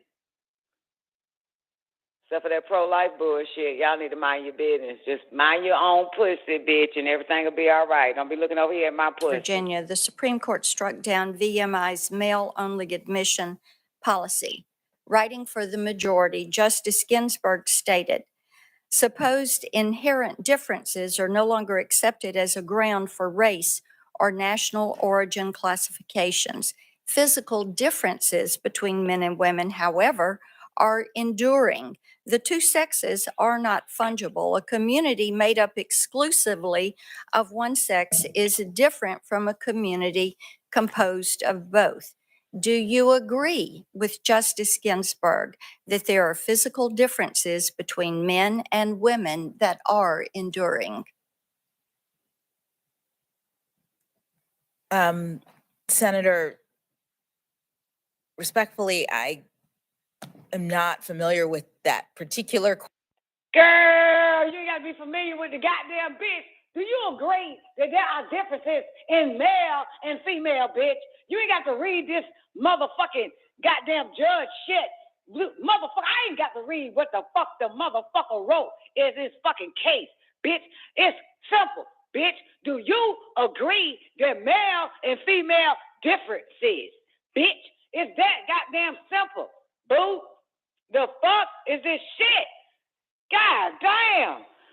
Look at Quincy. Say it, broad. Get it out, bitch. She a dodgeball player, Miss Hudson. What the fuck is wrong with that broad? Boy, she should have been a politician. That's good. Senator, respectfully, I am not familiar with that particular quote or case. Okay. So it's hard for me to comment as to whether. All right. I'd love to get your opinion on that, and you can submit that. Yeah, me too. Do you interpret Justice Ginsburg's meaning of men and women as male and female? Again, because I don't know the case, I don't. Bitch, God damn, I'm you know what? This bitch could never be my friend. This whole him, she don't speak straight at you, man. I got a problem with motherfucker don't speak straight to you, man. This bitch, just say yes or no, goddamn it. You ain't got to read a goddamn, what the fuck? What the fuck it is? What the fuck? Man, this shit don't piss me off, man. Why am I even watching this stupid shit? Feel like a goddamn retarded movie I'm watching. I don't know how I interpret it. Bitch, what the fuck are you? I interpret it. I need to read the whole thing. Can you provide a definition for the word? Boy, she's scratching the hell out of her head, though. Now she scratched the other side. Head just a itching. She done scratched the other side. You saw her scratch the other side of her head, Nick Bet. This bitch just a itching. That question is too controversial. Fuck the controversial. This bitch about to be Supreme Court. She might just be nominated. The mentality of the world resides in this dumbass bitch brain, newbie. You understand? That's why Marsha asking her these goddamn questions. What's up with this? What's up with this, bitch? How you see this? How you see this? You understand? Because at the end of the motherfucking day, this bitch come nominated, you gonna find out that she ain't got to do, no, she ain't had to read a goddamn thing to let these schools start teaching fucking K through 12 that they could choose their gender and you can be whatever the fuck you want to goddamn be, and motherfuckers gonna have to accept that shit. This is why this bitch being drilled like that. Bitch, answer the goddamn call. Oh, we know who the fuck you is, broad. I don't understand. What the fuck you mean you ain't sure? You ain't sure about what? You weren't sure when you were goddamn... Bitch, you weren't sure when you was in college when you wrote that thesis, bitch, huh? Huh? Well, you was sure. You was sure. You just wrote it off. You was in college. You was an intern. Well, bitch, come on now. We ain't got time for this. You ain't sure about a goddamn thing, bitch. Bitch, we put your ass on that goddamn bench, hoe. You know what the fuck gonna happen? This is why the fuck you're having a fucking hearing, bitch. Okay? Because we have to decide, hoe. We have to decide, bitch, is you going with this bullshit progressive fuck shit or not? And even if you is, just say you are. Nobody gives a fuck. If you say yes, I don't have a problem with goddamn schools. If parents want they fucking kids to be taught that they can be any fucking male or female on this planet, then that's for the schools. Just say that shit, okay? And just say, yes, there is a difference. It's common sense. There is a difference between a male and a female because I got a male in my life and I call him my husband. And if I had do you call your husband a goddamn fucking woman, bitch? Come on, just be real with this shit. God damn. No, the fuck. Okay, let me see what Nuba say. She realizes her position isn't going with general consensus. She's prejudged on. No, the fuck, the bitch ain't prejudged, man. Okay? These are laws, Negro. Okay? If these son of a bitches in these goddamn roles start writing laws for this fuck ass shit, and see, Nuba, you a fuck nigga. I got to put that on record today. And I'm going to say you a fuck nigga because all your children are over 20, right? You are a typical fuck nigga. Everybody, for real, you a fuck nigga. All your children is over fucking 20, so this shit don't fucking matter, this conversation. She just prejudged. It's general consensus. It's controversial question. So you're looking at it like this shit don't even have nothing to do with your goddamn ass. You feel what I'm saying? But motherfucker, it does. See? What Nuba just say? It doesn't matter to me. Exactly. That's a fuck nigga position. That's a fuck nigga stance right there. Because you ain't got no goddamn fucking 5-year-old right now. Okay? You ain't got no 5-year-old. You feel me? So I know it. See, that's why I said you're a certified fuck nigga. You in the fuck nigga position right now. Because it doesn't concern you. But me, as a natural mother for all children on this fucking planet, I got a problem with this shit. Okay? Me as a nurturer, I have a problem with this shit. Okay? All right? Now, all my children are over 21. My oldest about to hit 30, motherfucker. But these are still babies being born by the pro-lifers, okay? And these motherfuckers is trying to mind fuck them. And if this bitch don't show her stance now, even though this shit was 2 days ago, if she don't show what the fuck she is now, this bitch gonna do that same hoe ass shit Obama did. Obama, this bitch nigga pretended all the way until he became president and pulled out the faggot pencil. And then went to countries where Nubian children are being born and walking around minding their fucking business and infested that motherfucker with homosexuality. Everybody thinking one goddamn thing about his ass. And this motherfucker became, as soon as that son of a bitch got sworn in with the Bible upside the fuck down or around or not at all or some old shit, this motherfucker pulled the okie doke. This is important. This is how we should interrogate fucking goddamn president nominees. We should interrogate goddamn mayors like this for 12, 15 goddamn hours. This is what the fuck we should be doing. Not just Supreme Court motherfuckers, but every goddamn body. God damn it. Now, bitch, what you stand on, and be proud to stand on what you stand on. Why you running from this shit? Why you scratching your fucking head? But you know exactly what the fuck you stand on, broad. But you don't want to fucking say it and shit. Why you don't want to say it? Because once you get in that goddamn road, bitch, you gonna goddamn fuck up everybody goddamn lives like Obama did. And tell him I said it. Him and that goddamn man he with. This shit, then the shit done went fucking goddamn, it done fucking all hell done broke loose because of this shit. So smiling ass, goddamn karaoke, goddamn Al Green face ass, Obama bitch ass, with his monkey ass done swooned these fuck people. And when he got in this motherfucker, he had nominated 40 goddamn bulldaggers to sit on the goddamn Supreme Court. That are enduring. Senator, respectfully, I am not familiar with that particular quote or case, so it's hard for me to comment as to whether. All right, I'd love to get your opinion on that, and you can submit that. Do you interpret Justice Ginsburg? It looks like I got an interrogating question from Newbie. What is the question, Newbie? So what does it matter? She could just lie and ultimately do what she was going to do anyway. And is that the question? Is that the question? Is that the question you want me to answer? How the fuck am I going to answer that? Look like you already answered it. So what does it matter? Question. Your answer. So she could just lie and ultimately do what she was going to do anyway. That's the answer.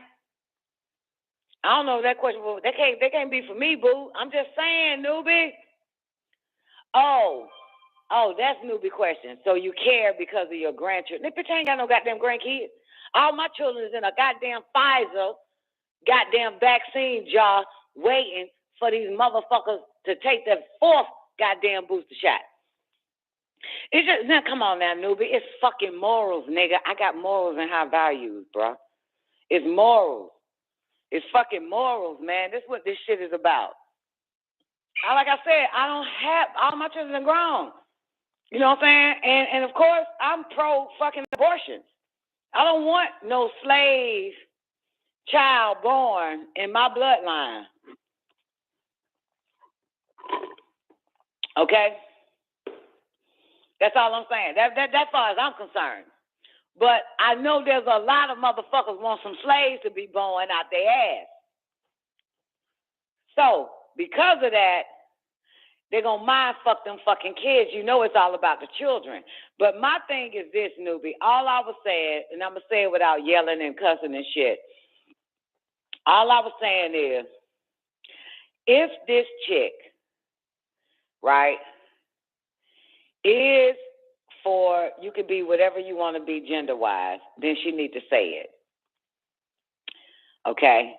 She know damn well there's a difference between a male and a fucking female. She don't have to be a biologist to fucking know that shit. This bitch is living it as one, and she gets fucked by a goddamn non-woman, which is a fucking man, every goddamn night, probably. So she knows that there are differences, and this bitch won't fucking agree that there are differences in a male and a female. So you really showing who you are, but you not want to say who you are. And so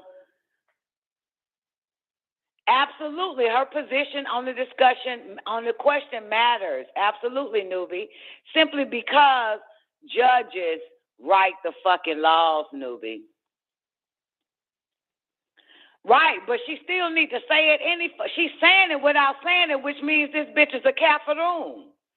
She's a goddamn concealer. She's saying it without saying it. You understand? This is about fucking children, man. Goddamn, it's a whole bunch of goddamn faggot bulldaggers, regular ass people who want their child to choose their gender on their own and all that shit, and you be for them. You know what I'm saying? Just like it's a whole bunch of women who, like she said, who she represented it as her clients that want abortions. You know what I'm saying? So she represented them. So goddamn, bitch, you ain't nothing wrong with the other side needs representing regardless. I don't give a fuck if it is Marsha questioning your ass. You know, so if you for children being able to decide their gender, then say the fuck that's what it is, bitch. If you make no distinction between male or female, then just say that's what the fuck it is, broad. Goddamn. Like you did for the goddamn women who want abortion. The fuck? Ginsburg's meaning of men and women as male and female. Again, because I don't know the case, I don't know how I interpret it. I need to read the whole thing. Can you provide a definition for the word woman? All right, finally. This is what we were waiting on right here. 1720. Let me take it back. Here it is. Can you find this bitch? This bitch can't find. She don't know the difference between male or female. She don't know. She got to read a book to know that. Not fungible. A community made up exclusively of one sex is different from a community composed of both. Do you agree with Justice Ginsburg that there are physical differences between men and women that are enduring? Senator, respectfully, I am not familiar with that particular quote or case, so it's hard for me to comment as to whether. All right, I'd love to get your opinion on that, and you can submit that. Do you interpret Justice Ginsburg's meaning of men and women as male and female? Again, because I don't know the case, I don't know how I interpret it. I need to read the whole thing. Can you provide a definition for the word woman? Can I provide a definition? No. Yeah. I can't. You can't? Not in this context. So I'm not a biologist. The meaning of the word woman is so unclear and controversial that you can't give me a definition? Senator, in my work as a judge, what I do is I address disputes. If there's a dispute about a definition, people make arguments, and I look at the law and I decide. So I'm not. The fact that you can't give me a straight answer about something as fundamental as what a woman is underscores the dangers of the kind of progressive education that we are hearing about. Just last week, an entire generation of young girls watched as our taxpayer-funded institutions permitted a biological man to compete and beat a biological woman in the NCAA swimming championships. What message do you think this sends to girls who aspire to compete and win in sports at the highest levels? She ain't read the case. Senator, I'm not sure what message that sends. If you're asking me about the legal issues related to it, those are topics that are being hotly discussed, as you say, and could come to the court. So I'm not able to. I think it tells. Bitch, you won't be sitting on that court. Talking about could. Bitch, this motherfucker. What the fuck? I quit. This will be the last show I'll ever fucking do for the rest of my goddamn. I'm done. I'm fucking done. I'm about to go get me an underground fucking bunker and grow tobacco plant inside that motherfucker and some goddamn kale and spinach and live in the underground fucking bunker and smoke cigarette motherfucker, and eat kale and goddamn spinach, and that's all I'm a motherfucker. This is the last goddamn show I'm done. I am this on this surface shit, these fucking surface dwellers, there is no fucking way I'm gonna continue to be around these goddamn surface fucking dwellers. I am fucking done with this shit. I'm getting the fuck out of this motherfucker. I'm getting the fuck out of this bitch. No fucking way. This bitch has opened the door for me to get the fuck out of this goddamn simulation. I'm fucking the way this shit is this and these are y'all believe people go to school, come out smarter. Y'all really believe that shit? This bitch a lawyer now. That y'all honestly believe that these motherfuckers has the answers to your motherfucking problems? Do any one of you motherfuckers think today that these motherfuckers got the answer to your fucking problems? Do you think that these motherfuckers can provide a need that you don't even need or know you need? The fuck is this shit? And this all retarded. This bitch said it was 30 damn years ago when she was in college. This hoe in her 50s. This bitch in her 50s. This hoe here, Marsha, goddamn granny. All these old ass motherfuckers. And if I listen to the whole 12 hours of this bullshit, I'm digging me a fucking hole. I'm going to Agatha and Shabala. I ain't know where in hell I'm fucking with this. I'm finding the inner cities, and I'm getting the fuck up out this bitch. I'm telling you now, our I'm girls done. That they're Look at this messy bitch. Look at this Arguments, bitch here. and I look at the All right. law and I decide. So I'm not. Look The at this fact bitch. that you can't give me a straight answer about something as fundamental as what a woman is underscores the dangers of the kind of progressive education that we are hearing about. Just last week, an entire Man, I'm about to goddamn, look. I'm about to start wearing a white shirt saying, I love Marsha.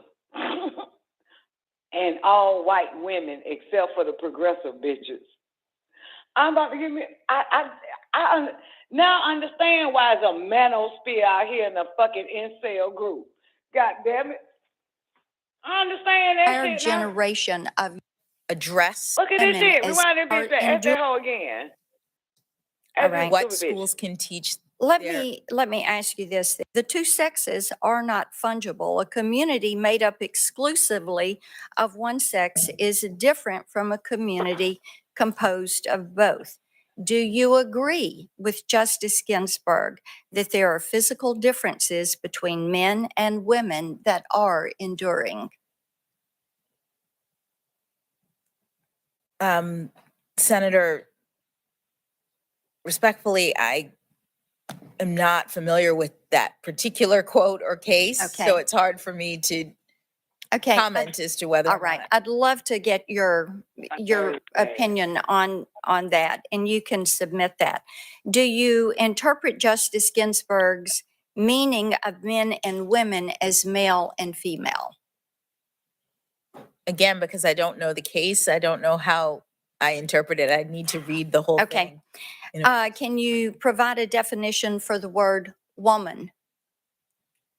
Can I provide a definition? No, Yeah.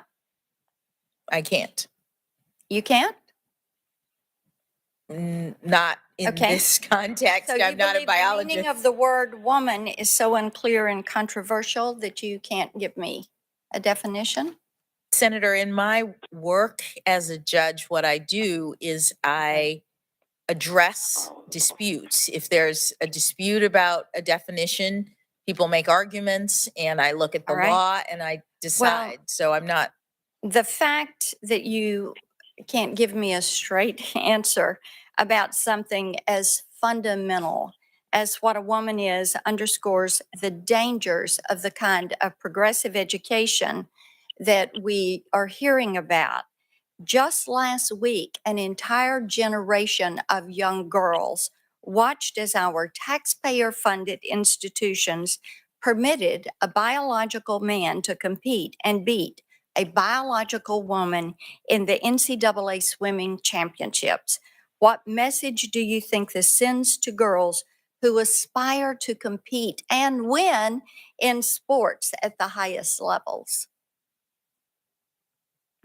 Senator, I'm not sure what message that sends. If you're asking me about the legal issues related to it, those are topics that are being hotly discussed, as you say, and could come to the court. So I'm not able to. I think it tells our girls that their voices don't matter. I think it tells them that they're second-class citizens. She doesn't know the and difference parents of a girl and want a to boy. have a Supreme She's Court not a justice biologist. who is committed to preserve. Marsha, this retarded ass chick here, just like Biden, birds of a feather, don't know shit together. She doesn't know what a girl or a boy is. She's not a biologist. 667-294. You're on the Don Nicoleone show. Come on in and give me my check. Great day, Don. Great day, How are you? babe. Good. Yeah, I just wanted to highlight something else on this lady's resume. I was checking out Angela Stanton earlier, and she pulled up a long rack of this lady's cases that dealt with sexual deviancy and shit. And in every single one, she gave the minimum, the lightest sentence. Wow. Yeah, ain't that Wow. wild? Every single one. Wow. And I was like, damn. Wow. So, that's very telling. You know what? I mean? They always do. They all the sexual deviant motherfuckers, the real ones that do that shit, they get a short sentence. These motherfuckers get like a year probation, bond. These motherfuckers get everything. I mean, the consistency of it, though. I'm like, every case, like every one, she was giving out the lightest weight. That shit is crazy. I knew it was something about this bitch. Cause I got to be somebody. Like even the same thing with Stacey Abrams. The law has that a child sex offender has to be a certain amount of feet away from children and schools and all that type of shit. This bitch, her agenda, and she's still running for governor, I think. But her agenda, back when she was running against the governor of Georgia, was that she wants to lessen the footage so a motherfucking child predator can be closer to fucking kids. These bitches stick with it, man. I'm telling you, there's some other shit going on. Very much so. Good to hear your voice, Elle. Always a pleasure, man. I've been holding it for a minute. And I'm up to her grocery shopping. I'm like, Shiv, bring me in when she's ready. Thank you, baby. All right, get back on it then. Mute your background. Let me okay. finish with this old goddamn itchy, skitchy, scratchy ass bitch. All right, Don. Fucking this bitch. And I think it tells our girls that their voices don't matter. I think it tells them that they're second-class citizens, and parents want to have a Supreme Court justice who is committed to preserving parental autonomy and protecting our nation's children. So let's move on. I want to go to the child porn issue. Oh, she about to go to child porn. Oh my God, I must have fast forwarded without knowing. How long? We gotta wind that fundamental back. as What a Woman Is underscores the dangers of the kind of progressive education that we are hearing about. Just last week, an entire generation of young girls watched as our taxpayer-funded institutions permitted a biological man Ryan to said, compete no wonder and beat Biden, the a pedophile, biological chose her. woman in the NCAA swimming championships. What message do you think this sends to girls who aspire to compete and win in sports at the highest levels? Let me say, ain't no message for that. Senator, I'm not sure what Ain't no message that sends. If you're asking me about the You're legal not sure? issues related to it, Man, those y'all are need to get rid of topics this that are bitch. being Y'all are wasting hotly y'all discussed, time. as you say, and could come to the court. So I'm not And able I to. think it tells our girls that their voices don't matter.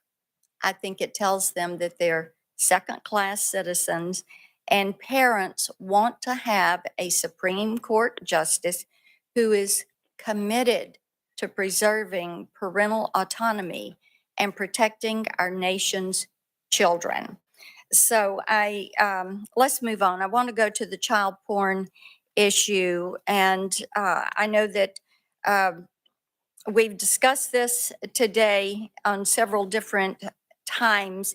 What's troublesome to me is your consistent pattern of sentencing these predators below the sentences recommended by the government and the sentencing There it guidelines. is. And Senator Cruz, Senator Hawley have laid out some of the Oh, the L that come in and told her this shit.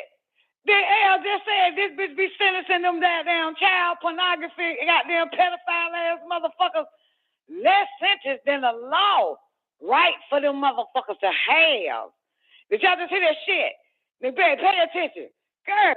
Girl, L just came in and told her that, baby. This bitch said, let's get on this child porn shit, bitch, which you have been consistent in.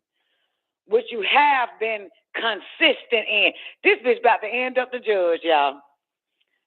Now that all the porno fucking pedophiles understand this bitch is lenient on this nigga, on these niggas and sick bitches. This bitch about to end up your Supreme Court justice. And goddamn Clarence Thomas out. This motherfucker about to die. Okay? This, look.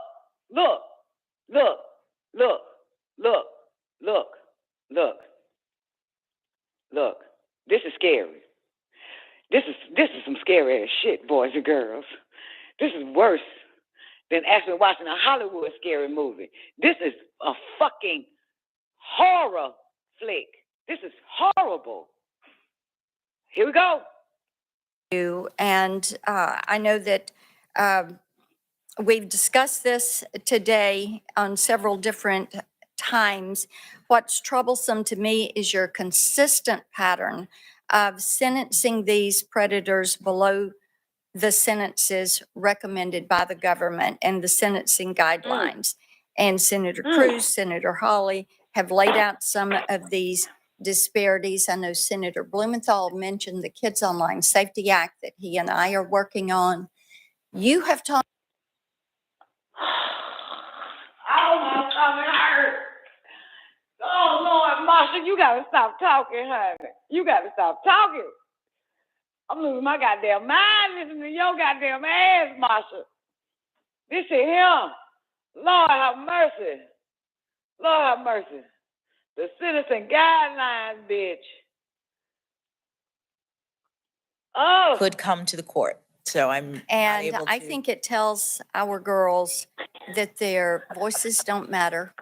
I think it tells them that they're second-class citizens, and parents want to have a Supreme Court justice who is committed to preserving parental autonomy and protecting our nation's children.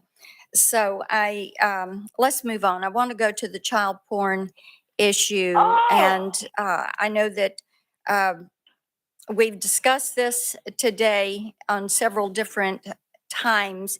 What's troublesome to me is your consistent pattern of sentencing these predators below the sentences recommended by the government and the sentencing guidelines.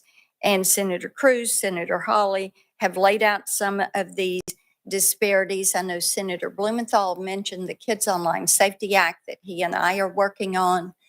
You have talked about how horrifying it was to get some of that information. as we have held these hearings, that too has been horrifying. We've had moms from all over the country call us and tell us their story of how these pedophiles, these child abusers, these pornographers are using technology. And that technology has really advanced. And unfortunately, we know that online right now, it is more dangerous for kids than ever. Here's a couple of stats for you. In 21, NCMEC's cyber tip line received nearly 30 million reports of online child sexual abuse material, which is a 35% increase over 2020. Those 30 million tips contained 44.8 million videos and 39.9 million images.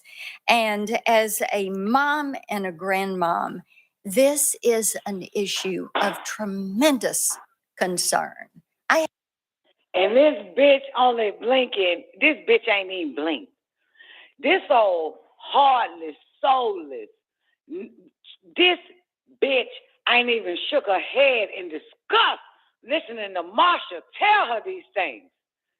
This bitch is frozen. Do you see this shit? What up, G? Great day now. Who else up in here? Nerta. This. What up, Callo? This. Okay, Callo. This bitch don't even look fake. Yo, what the fuck? Who the fuck? Oh my God. Just when you think you can trust a black woman, you can't even trust a black woman. Oh, hope is lost. All is lost. All is lost. Star Dancer, where you at? Star Dancer, you better still be listening, because Star Dancer was for this lady. And I don't think Star Dancer in the chat room now. Star Dancer, come back. Come back. Look at the girl you in love with. Look at her. Come back, Star Dancer. Somebody go grab Star Dancer. Tell her bring her ass back to the... Oh, what the fuck? I need to break. I need some rest on this one. Hold on. I'm not finna hear this question yet. I'm not finna finish it. I don't want to hear this shit. This bitch. Yo. Something has really happened, y'all. Planetarily. To real biological women. Okay? It's the invaders of the body snatchers. This is why Biden put this bitch here. Okay? Them laws gonna have to no longer be laws against pedophilia, and I told y'all that a long time ago it was coming. Remember? And they keep dropping it in every state. I keep telling you, that's this.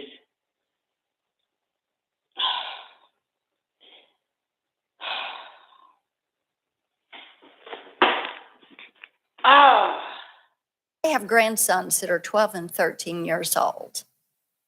And these are things that concern me, how these people work. I find the discussion that you made, the distinction you made between pedophiles who produce child pornography and those who are only collectors to be one without a difference. You said, and I'm quoting you, that it was a mistake to assume that child pornography offenders are pedophiles. Do you believe that it matters to the children and their parents who suffer abuse, what motivation those abusers had? Thank you, Senator. As you said, and as I've said, these cases are among the most difficult. They are. For judges who have to deal with the evidence, judges who, like me, are My parents. question, Judge, do you think it matters to the kids and their parents, the motives of the abuser, of the pornographer? Senator, it does not matter to the victims in these cases what the motivation is. The quote, I'm not exactly sure where it came from. I know that what Senator Cruz showed me before was questions that I was asking in the context of a hearing to. Okay. Well, I've got some serious concerns about that. I do want to go to your judicial philosophy and back to the Ninth Amendment. President Biden said he was looking for a judicial nominee with a judicial philosophy that is more of one that suggests that there are unenumerated rights in the Constitution and all the amendments mean something, including the Ninth Amendment. You told Senator Lee that you didn't discuss this statement with President Biden, but I want to know whether you agree with it. Do you share the judicial philosophy that President Biden is looking for? And Senator Kennedy tried to walk through some of this with you. Do you believe that the Ninth Amendment is a source of unenumerated rights? Senator, the Supreme Court has not found any unenumerated rights that derive from the Ninth Amendment. And so that's not the precedent of the court. And there aren't any rights that have been established under that provision of the Constitution. Okay. White House Chief of Staff Ron Klain has written that the Supreme Court should intervene whenever the nation's conscience and laws need a jolt in a progressive direction. Presumably, that is what he and his boss, President Biden, expect a justice to do. So do you believe that the role of the court is to intervene whenever we need a jolt in a progressive direction? And would you do that through the unenumerated rights? Would you do it on issues like abortion or any other issue? Senator, the role of a judge is to decide cases and controversies based on the facts and the law, mindful of their obligation to rule impartially, even if it's contrary to and popular to belief. remain in consideration of only the law and their constraints under the Constitution. Okay. A lot of special interest groups have come out in support of your nomination. One of those is Demand Justice, and they are a progressive dark money group that has launched a $1 million ad buy to push for your confirmation. Demand Justice is also pushing for radical changes to the structure of our country and our Constitution, including a demand that Democrats pack the Supreme Court. One of Demand Justice's board members has urged Senate Democrats to add 10 more justices to the court. It's clear that Demand Justice believes that if the issue of court packing were to come before you on the Supreme Court, you would rule in their favor.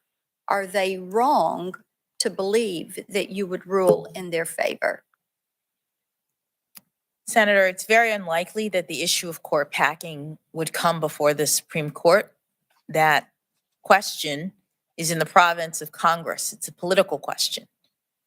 Okay. Let's see. I want to follow up on this Make the Road New York issue that has come up a couple of times today. Congress granted DHS sole and unreviewable discretion to determine which illegal immigrants should be deported. This means DHS's decision was unreviewable by a federal judge, and any attempt to challenge DHS's decision should have been dismissed by the court. And yet you did the very opposite. You didn't dismiss it. You inexplicably construed the law to permit a judicial challenge to DHS's immigration decision, despite the plain language of the statute. The DC Circuit, where you sit, reversed you. It noted that it could hardly imagine a more definitive expression of congressional intent than the one in the law at issue. And it questioned how you could have come to any other conclusion based on the text of the statute. So I'd like to know what was ambiguous about the immigration law that we enacted. And we explicitly stated that DHS's decision was unreviewable. What more could we possibly have said or have made clear that you were not authorized to review DHS's decision? Thank you, Senator. When Congress strips the court of jurisdiction, Congress, in many cases, does so explicitly. It says something other than sole and unreviewable. It says things like, no court shall hear, there's no jurisdiction to consider. I'm tired of this shit. All right. Woo. God damn. This is some slick shit here, newbie, man. Anybody want to make a comment, feel free, call in. Call-in number is, I don't fucking know it. Sorry, shit, I quit. 515-605-9828 or 425-5679. No, oh, sorry, shit, that ain't even I don't know the number. The call-in number is 515-605-9828 or 425-569-5274, ladies and gentlemen. I got something, though. Ron DeSantis, right? Y'all know who Ron DeSantis is? Anybody? Huh? Ron DeSantis, boo. The governor of Florida. He wrote this shit. Whereas Emma Wyatt of Sarasota is an accomplished woman who excelled in academics and athletics as a student athlete at Riverview High School, where she was a member of the National Honor Society, a Scholastic All-American, and an award-winning swimmer. And whereas during her time competing in girls' high school swimming, Emma Wyatt ranked number 1 in the 400-yard individual medley in the 18 and under World 100 ranking. Was a 4-time Florida High School Athletic Association 4A state champion in the 500-yard freestyle and the 200-yard individual medley, was the 2018 Junior Pan Pac champion in the 400-yard individual medley, was the 2019 U.S. national champion in the 400-yard individual medley, was named a 4-time high school All-American, and was selected as a member of the United States national junior team. And whereas Emma Wyatt qualified for the 2020 U.S. Olympics team and competed in the 2021 Tokyo Summer Olympics, where she won a silver medal in the women's 400-meter individual medley. And whereas Emma Wyatt currently attends the University of Virginia, where she is a member of the school's women's swim team and made it to the National Collegiate Athletic Association's Division I Women's Swimming and Diving Championship. And whereas on Thursday, March 17th, 2022, Emma Wyatt competed in the 500-yard freestyle race at the Division I Women's Swimming and Diving Championships, logging the fastest time among all women swimmers. And whereas a male identifying as a woman was allowed to compete in and was declared the winner of the race by the National Collegiate Athletic Association, NCAA, and Emma was determined to have come in second place. And whereas the NCAA's actions serve to erode opportunities for women athletes and perpetuate a fraud against women athletes as well as the public at large. And whereas on June 1st, 2021, I signed SB 1028, the Fairness in Women's Sports Act, to preserve fair opportunities for female athletes to demonstrate their strengths, skills, and abilities in athletic competition. And whereas the Fairness in Women's Sports Act specifies that an athletic team or sport that is designated for females, women, or girls may not be open to students of the male sex based on the student's biological sex listed on the student's official birth certificate at the time of birth. And whereas the Fairness in Women's Sports Act applies to interscholastic, intercollegiate, intramural, or club athletic teams or sports that are sponsored by a public secondary school, high school, public school, or university institution in the state of Florida. And whereas women have fought for decades to have equal opportunities in athletics, and it is wrong to allow ideology to erode these opportunities, as is happening in other states. And the preservation of women-specific athletic teams or sports is necessary to promote equality of athletic opportunities. And whereas it is my determination that men should not be competing against women, such as Emma Wyatt, robbing women and girls of achievements, awards, and scholarships. And whereas Florida rejects the NCAA's efforts to destroy women's athletics, disapproves of the NCAA elevating ideology over biology, and takes offenses at the NCAA trying to make others complicit in a lie.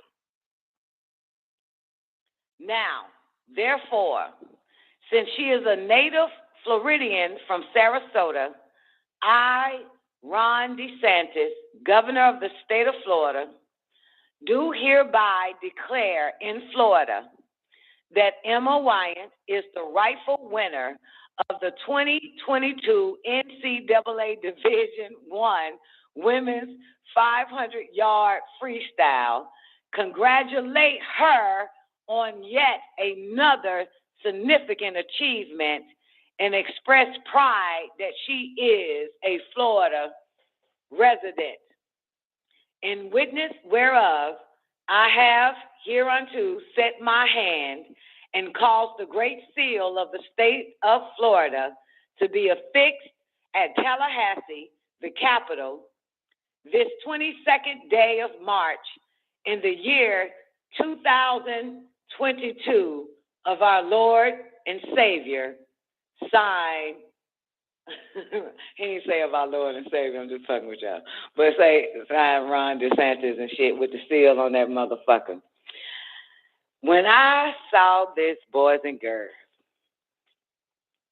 I said, this motherfucker might be the only man on the planet with some goddamn balls. He got to be the only man on the fucking planet with some goddamn balls. Okay? Thank you, Neff. That motherfucker said, fuck that. Look, let me tell you what's key about this shit. I think the last line, I posted on my Facebook page, I'm going to print this shit out and frame it. Because I have to be able to show y'all dumbass great-great-grandkids, because I'm going to still be here, some proof of what the fuck's been going on before they got here. 3,000 years later. It's going to be fucked up, but somebody's got to live to tell it, and they got to show proof. Here is it, this right here, this part right here. Whereas Florida rejects the NCAA's efforts to destroy women's athletics, disapprove of the NCAA elevating ideology over biology, and takes offense at the NCAA trying to make others complicit in a lie. Complicit in a lie. Isn't that what's going on? Ain't damn near 99.9% of this population of all ages, races, religions, beliefs is complicit in this goddamn lie? Everybody complicit in this goddamn lie. Complicit in this lie. Are you fucking kidding me? Now, we're about to give y'all some more. Neff gave me this video, y'all. I guess we ain't finished with this goddamn Jackson action. Let's find out more about Jackson. A new bill, SB 145. It's getting a lot of negative attention from people on both sides of the aisle. SB 145 would lower penalties for adults convicted of sex crimes with minors. I'm innocent, but no comment other than that. Bean is charged with 2 counts of sodomy in the 3rd degree and 1 count of sex abuse in the 3rd degree. Bean is a big deal in Democratic circles. Another news tonight, a Darby Township commissioner is under arrest, accused of sexual assault dating back to 2017. Our state senator, Tony Navarrete, was a rising star. The possession of child pornography. And what's really, really disturbing is those who molested kids. This is not the first time that a high-profile Democrat in California or otherwise has faced conviction or has been convicted for the molestation of children or the possession of child pornography. And what's really, really disturbing is that Joe Biden's new pick for the Supreme Court, Ketanji Brown Jackson, appears to be some sort of an apologist or someone who is looking to do judicial activism on behalf of child molesters and people like her colleagues in the Democrat Party who have successfully molested children and then went on to find themselves on the wrong end of the judicial stick, if you will. Now, this has been exposed by Senator Josh Hawley, who, in my opinion, is a real champion for conservative values. Of course, the White House and Joe Biden, who seems to enjoy sniffing and allegedly molesting children, they call this information that Josh Hawley has been able to pull up toxic misinformation, saying that it's been cherry-picked. The White House actually responded to the tweet thread by Senator Josh Hawley, which is pretty incredible if you ask me. They said that Josh Hawley is now attacking Ketanji Brown Jackson's qualification and that the information that Hawley has brought out is a weakly presented source of misinformation that relies on taking cherry-picked elements of her record out of context, and it buckles under the light of scrutiny. Well, if that's how the White House feels about it, then let's take a look at the information coming straight from the horse's mouth. What did Josh Hawley have to say? And where did he get this information? Can we trust it? Well, you'll find out in a second. The shocking and frightening thing to me about the pick of Ketanji Brown Jackson for Supreme Court Justice is not the fact that she seems to be an apologist for child molesters and people who possess and use child pornography. It is the blatant way that the Democrats seem to keep elevating pedophiles and people who can change the laws surrounding punishment for people who are pedophiles. It's almost as if it's on full display. There was a time in this country where politicians would recoil from pedophiles and from people who possess child pornography because they knew that it was death for themselves and their campaigns. The people of America had a much higher moral character, a much deeper level of understanding of why something like this was wrong. But over the years, the Democrats have continually eroded away at the norms in this country. They want to access pedophilia for themselves. They want to destroy the stigma that surrounds pedophiles and people who molest children. They want to normalize these behaviors. And what better way to ultimately do it than to get someone on the bench at the Supreme Court, the ultimate authority on the interpretation of laws in America, than someone like Ketanji Brown Jackson, who seems to have no problem with child molesters and wants to normalize it herself.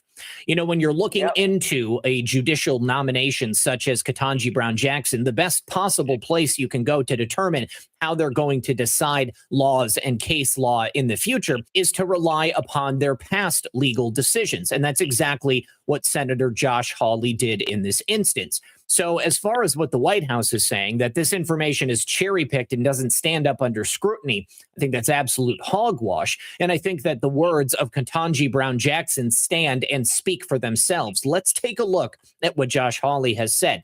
He said, I've been researching the record of Judge Ketanji Brown Jackson, reading her opinions, articles, interviews, and speeches.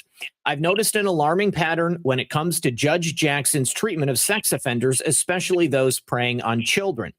Judge Jackson has a pattern of letting child porn offenders off the hook for their appalling crimes, both as a judge and a policymaker. She's been advocating for it since law school. This goes beyond soft on crime. I'm concerned that this is a record that endangers our children. As far back as her time in law school, Judge Jackson has questioned making convicts register as sex offenders, saying it leads to stigmatization and ostracism. She suggested public policy is driven by a climate of fear, hatred, and revenge against sex offenders. I will absolutely give her that.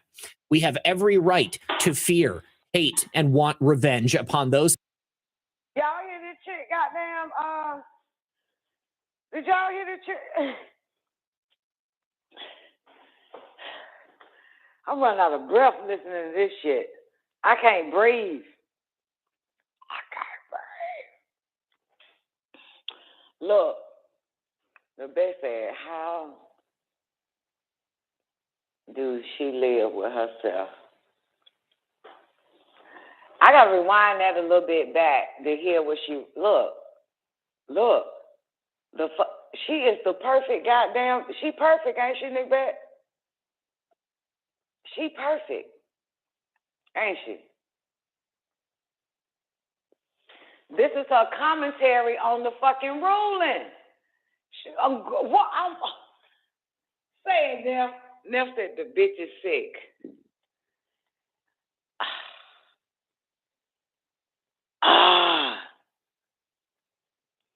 And you know, we had this fable in our head. Some of us, I know I did. I had a fable in my head, a huge illusion in my head, and I know a few other women that did and probably still do. But today, I don't think I have this fable no more, this delusion in my head. I always said when women get into power, we're going to change the world for the better. When women get in position, that was one of my, fables, one of the things that I thought that, women has more decency, has more high moral values, and I just realized that, no, Don, you got to get that shit out your fucking head. It's some really sick women on this fucking planet that's already in position. And those that left their chair empty for another bitch just like her to take that goddamn seat.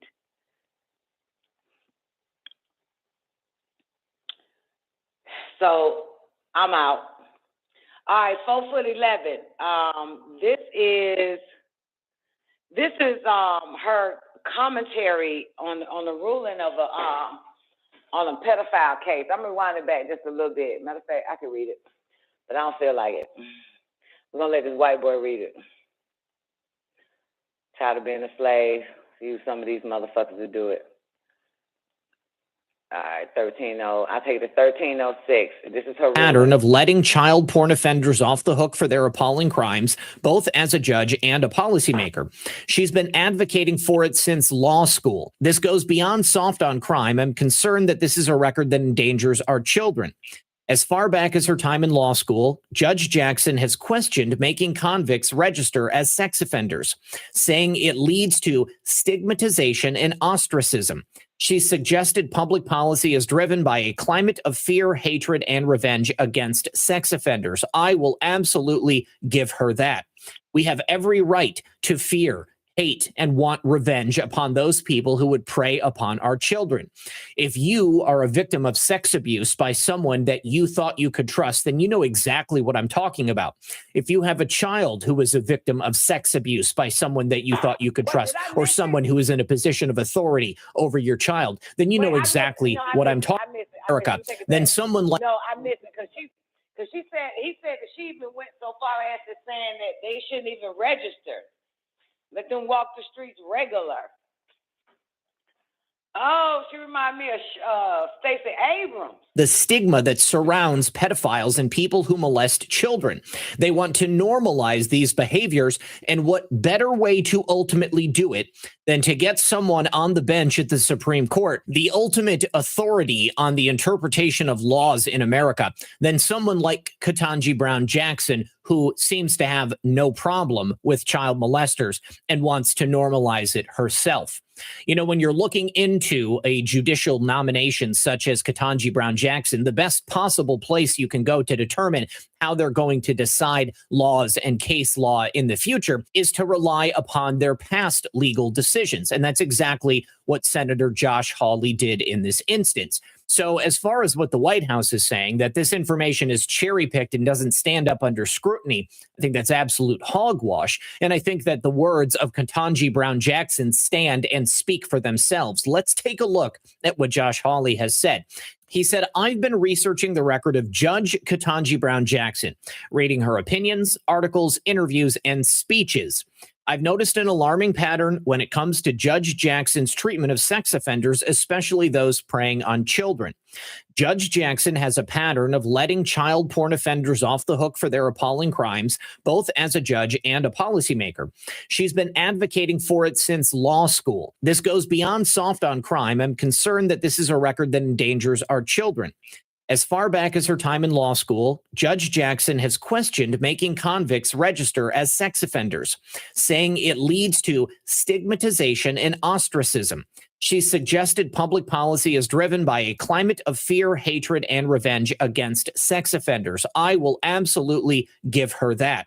We have every right to fear, hate, and want revenge upon those people who would prey upon our children. If you are a victim of sex abuse by someone that you thought you could trust, then you know exactly what I'm talking about. If you have a child who is a victim of sex abuse by someone that you thought you could trust, or someone who is in a position of authority over your child, then you know exactly what I'm talking about. The only reason that Judge Brown Jackson would want to reduce the stigmatization and ostracism of people who would abuse our children is because she wants to normalize it. That's the only logical conclusion. So here we have a segment from a decision by Judge Brown Jackson.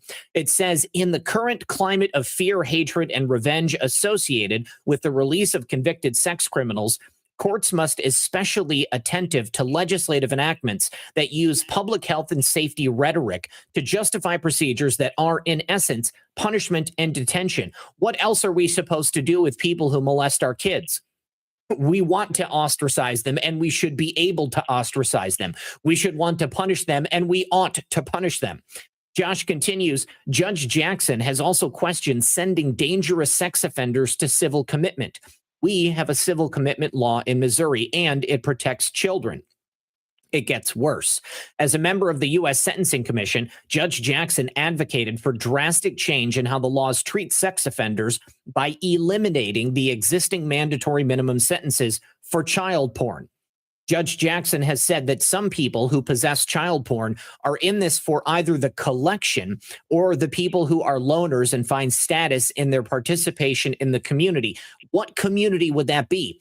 The community of child exploiters? If someone wants to hang out with the people who exploit children, they're probably exploiters of children themselves.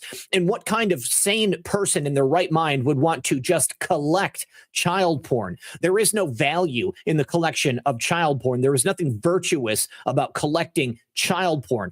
Images and videos of kids who have been molested and are being victimized over and over and over again, every single time that image or that video is shared. Now, does he quote some more of her shit, man? This shit here is fucking disgusting. I wouldn't have never imagined, but I've seen where, man, there are legitimate questions about Jackson's views on sex offenders, nationalreview.com. Well, look, she got a whole bunch of views on sex offenders, but she doesn't know the difference between a male and a goddamn female because she ain't a biologist. You know what I'm saying?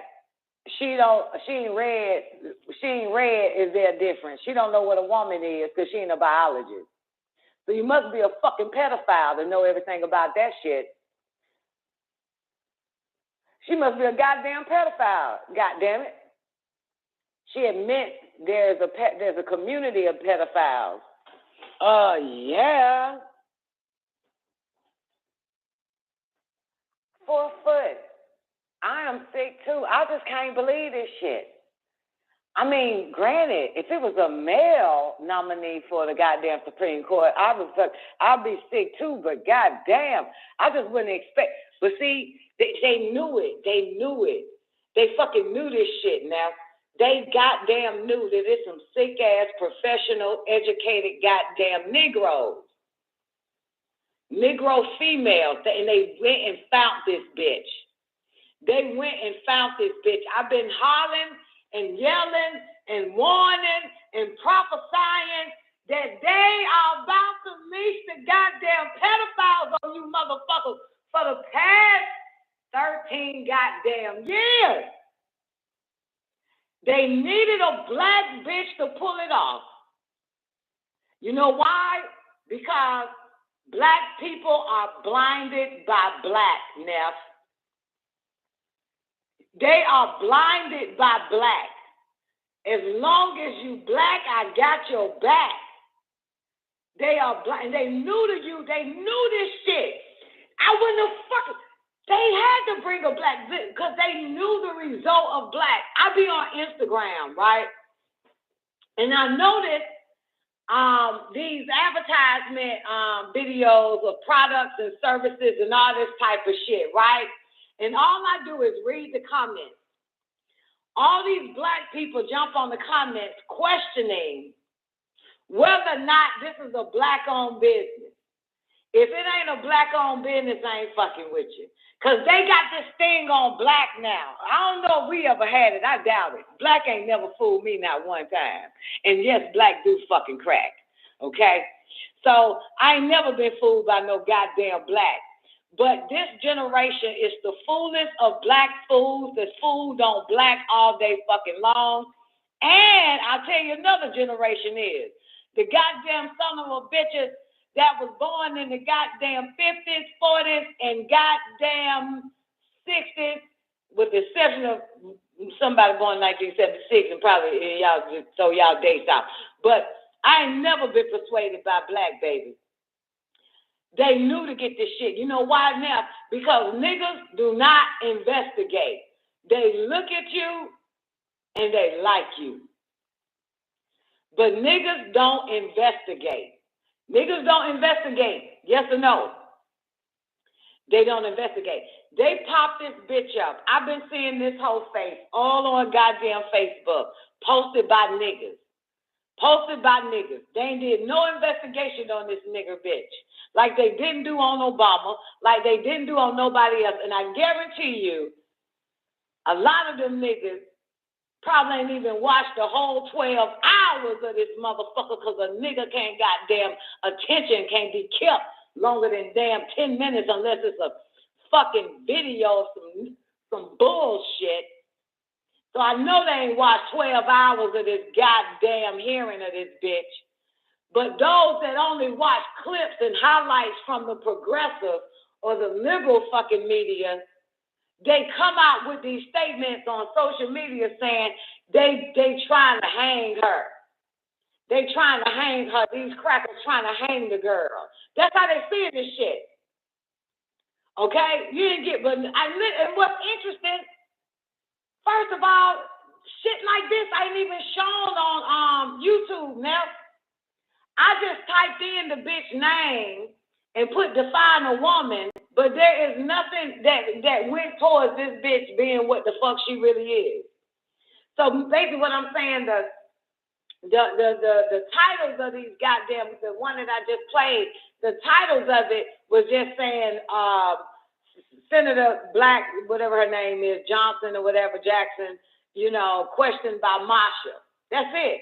But it's not saying questioned by Marsha whether she's with or against gender bullshit, whether she's with or against pedophilia. And they ain't saying nothing. I just had to find Senator and Marsha. If I didn't know Marsha's name, I wouldn't have found this goddamn clip, this 30-minute shit that Marsha tagged this hoe on. They playing some bullshit. Listen. I get banned, restricted on YouTube and Facebook.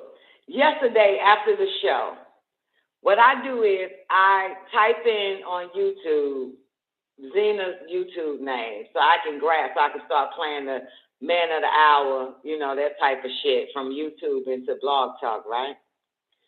The moment I logged on to YouTube on another browser, because I'm banned from YouTube on another browser, so I got to whatever. It is nothing but goddamn pussy in my fucking face. A bunch of goddamn videos now of goddamn Chinese girls' pussies laid in the fucking bed, butt fucking naked.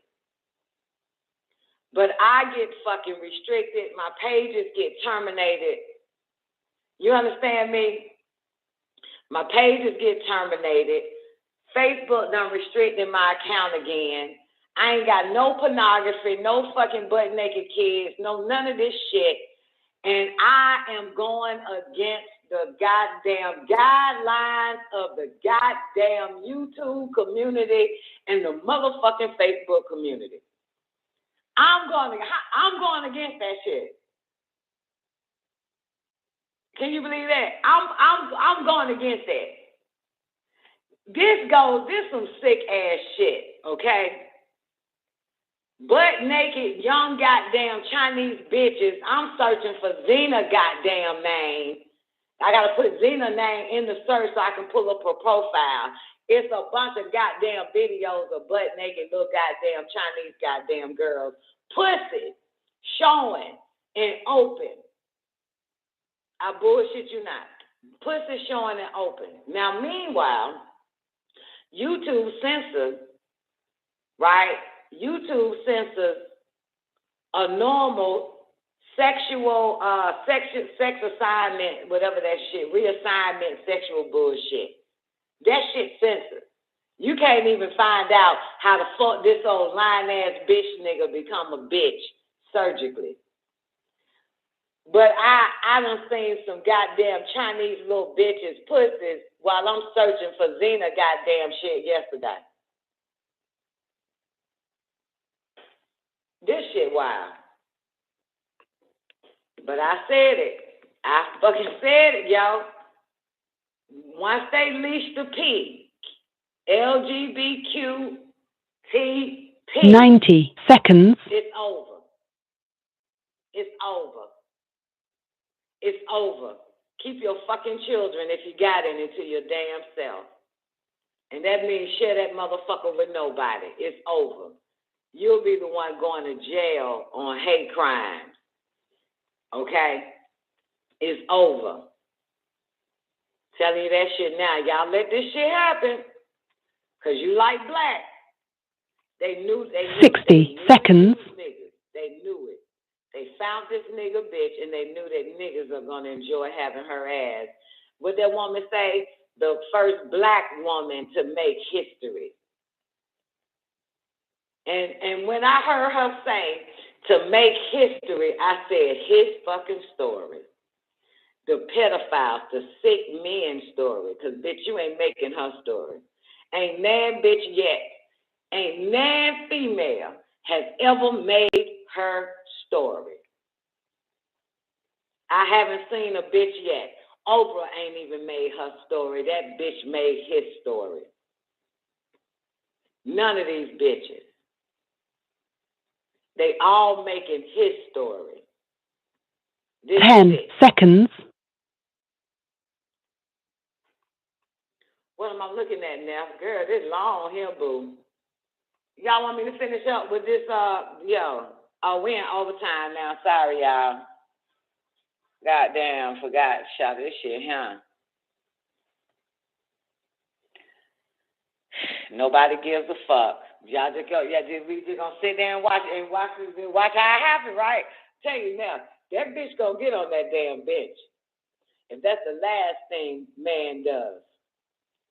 They want that hoe. Bill need her. Bill Gates need her. All of them. All Oprah needs the bitch on that motherfucker. Her pedophilia ass. All of them want, they gonna make this bitch, this bitch gonna get that. Did you hear the company that gave her millions for her chair? What Marsha said is a goddamn progressive, some old goddamn justice ass bullshit gave this bitch. Yeah, she will be confirmed. She will be confirmed. That's it. That's it. I suggest every last one of y'all stop fucking. Stop fucking. Your children, your unborn children already gonna be born a slave. They're gonna end up a sex slave too. And if you put them in this goddamn sick-ass education system when they're born, you're fucked. You might as well let them go. Drop them off at a goddamn fire department because you will have no power. You ain't going to have no say. And what's sick about it is the goddamn Republicans are trying to fight so that parents can have a say. Like, you know what I'm saying? Trying to fight like, goddamn, motherfuckers, y'all need to have a say. They done took everything from you motherfuckers. We trying to get that shit back. But the Republicans are some bad guys, ain't they now? Republicans are bad. And same way that goddamn white man, they played a clip on hot damn politics last night. This old goddamn cracker man, the fucking owner of Universal fucking Records. Universal. You know what that motherfucker said? We cannot survive without urban black-ass niggas. We will not survive. We can't survive. They make up the majority of our money. Black music. And I say that to say they know. Them damn Democrats know.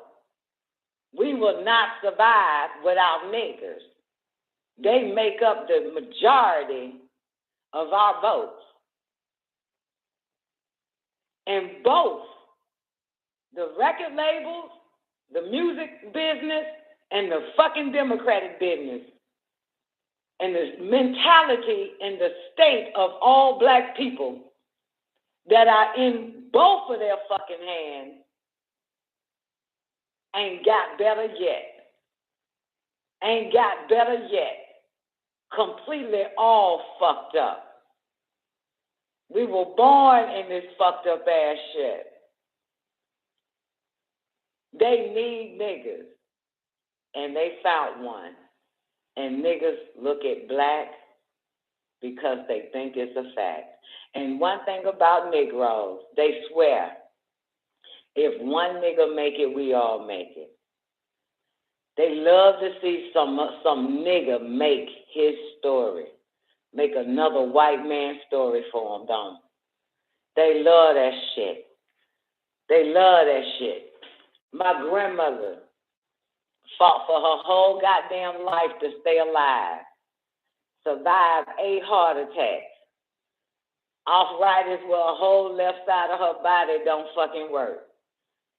And when Obama became president, that bitch said, I waited my whole life for this shit.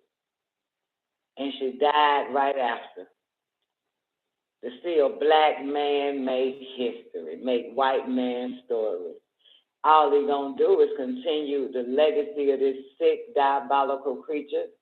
And all this goddamn black nigger chick here is gonna do is continue the legacy of this sick, sadistic, sex deviant, twisted motherfucker. All of them.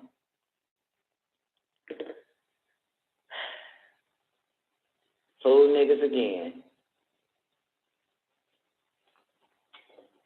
I'm not impressed. I ain't never impressed. But niggas get a kick out of that because we shall overcome now. They get a kick out of that we shall overcome shit. So when they see the first Negro, they feel like we overcoming. Motherfucker, this shit gonna set us the fuck back. It scares me when a group of Caucasians accept one nigga, two niggas, three niggas. It ain't gonna get better, baby. Them 2 or 3 niggas is walking in the goddamn blueprint, in the footsteps of the goddamn dog man, the human bee-maw, okay? They need her now. It's fucked up. This bitch gonna get confirmed. It'll be a miracle if the bitch don't. It'll be a miracle. We need a miracle. I don't have any fucking children. I don't have children. I don't have children. But I know that there are children on this fucking planet. And it's always been about taking the children, fucking them up. You wasn't fucked up as an adult. You was fucked up as a child, baby. Okay? And that's us from the 70s. Get us while we're young, fuck us up. This shit sad. And I hate to hear the words, as long as children are being born, there's still hope. I think that is the most sickest fucking shit on the planet, to even say that. As long as children are being born, there's still hope. No, the fuck it ain't. No, when we stop having children, then there's hope for us. Because we got to kill this motherfucker first. We ain't got time to be humping each other and reproducing. We got to destroy this motherfucker from the inside out first. Let's reproduce later. First, let's get rid of this motherfucker first. This world is not safe for children, and any of you dumb motherfuckers believe it is. God damn it, you're a retard.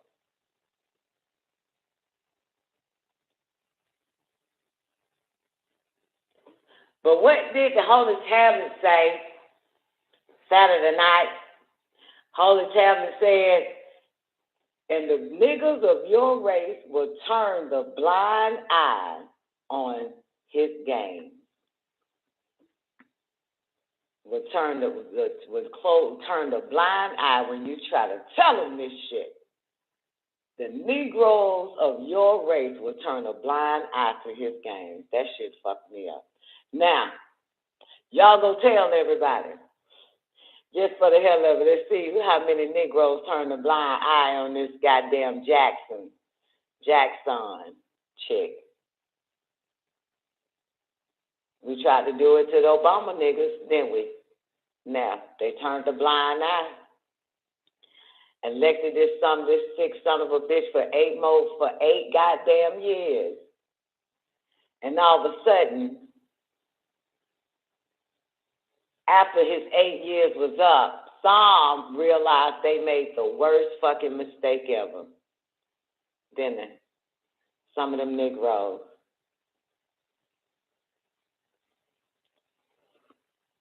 But it was too late. See, niggas think they voting for themselves. Nigga, you voting for all of us, dummy. You voting for whether we vote or not, dummy. This ain't about you, dummy. This about what the fuck you do. Fuck all of us up or progresses us. That's what that shit about. It ain't about a nigga black. We don't deal with blacks. I was never raised on blacks. I never thought black. All I thought of is the motherfucker right and exact. Can the motherfucker be trusted? Is the nigga trustworthy? Is the bitch trustworthy? Do these motherfuckers got some morals around this bitch? What the fucking morals is? Will it fuck a married man? Will it fuck a married woman? Is it a pedophile? Is it a freak? Is it a thief? Is it a liar? Is it addicted to any goddamn sick shit on this fucking... I need to know that. Not if the motherfucker black, so he be cool. Nah, I don't know shit about that shit. I need to know if that motherfucker got some principles around this bitch.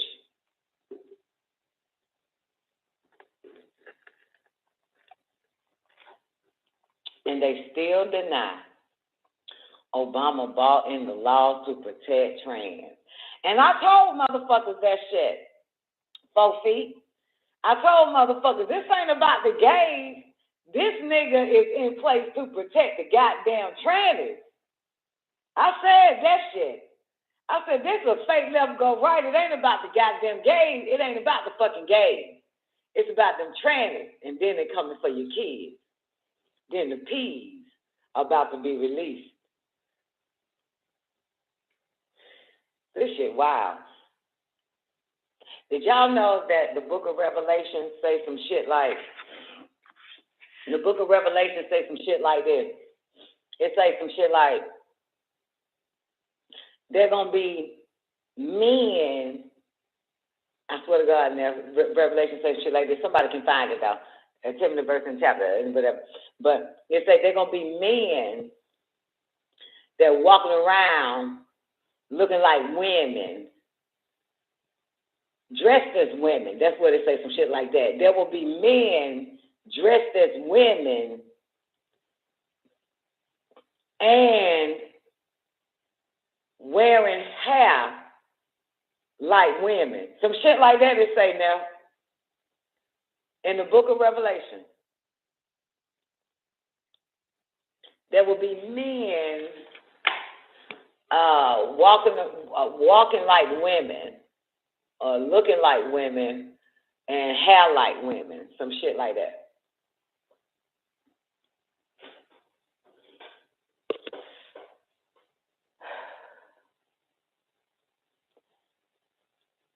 What you got, Debra? Great day, G, once again. You right, Elise. They called us crazy. I remember I was being called a hater, because that was the shit. You just a fucking hater. Like, I'm a born hater. That ain't the point, bitch. This motherfucker is gonna fuck this shit up worse than what the fuck it is. Period.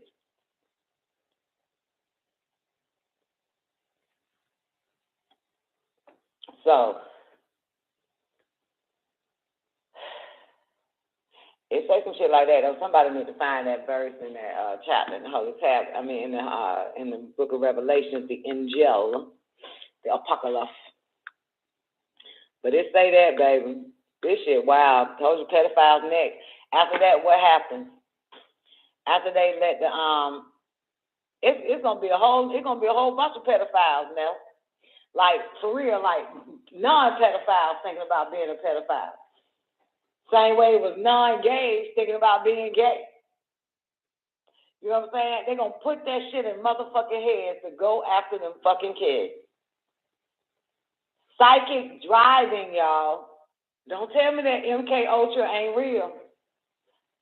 That shit is still happening right the fuck now. You got to be mentally fucking strong.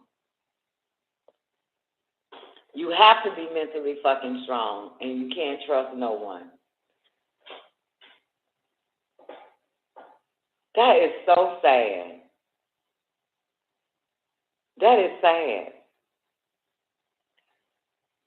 Well, again, we some haters. We hating on this beautiful black woman that's married to this handsome white man with some fucking haters. What up, Chris? Prince's last CD. He talked about not being able to tell the difference between man and woman in the last days. I got one of his last CDs or last music or whatever, and that's where I got "The Truth Is the New Minority" from Prince. And he said, "The truth is the new minority, motherfuckers. They about to goddamn fucking imprison the minorities. They about to poison the truth. They about to drug it. They don't want nobody knowing. They want it to cease to exist." Yeah. Neff said if they think racists came out of the closet because of Trump, can you imagine what the pedophiles are about to do? They about to create a flag and profess they love children. All of them do, Neff. You don't never pay attention to it. I hear people say that all the time, especially homos. I love children. These be the motherfuckers with no children. How the fuck you love something you ain't got, bitch? That bothers me. It always bothers me when somebody say they love children. You ever heard me express that now? It always bothers me when somebody say they love children. Like, yo, my antennas go up. Because these mind-fucked masses equate love with sex. You understand?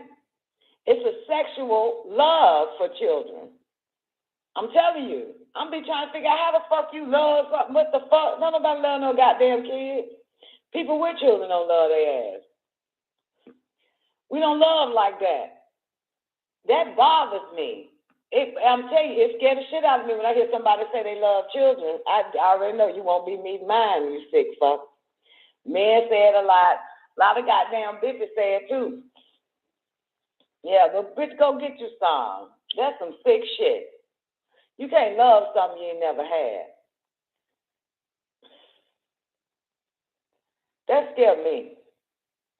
I don't even love my goddamn children, motherfucker. I'm here to guide them, and that's it. I ain't even into that. I got one mad that I don't love her. When she say, "Mama, I love you," I say, "Love yourself, bitch." No fuck. Like, I say it back, like, yo, I'm not like, yo, this ain't the damn time for that shit.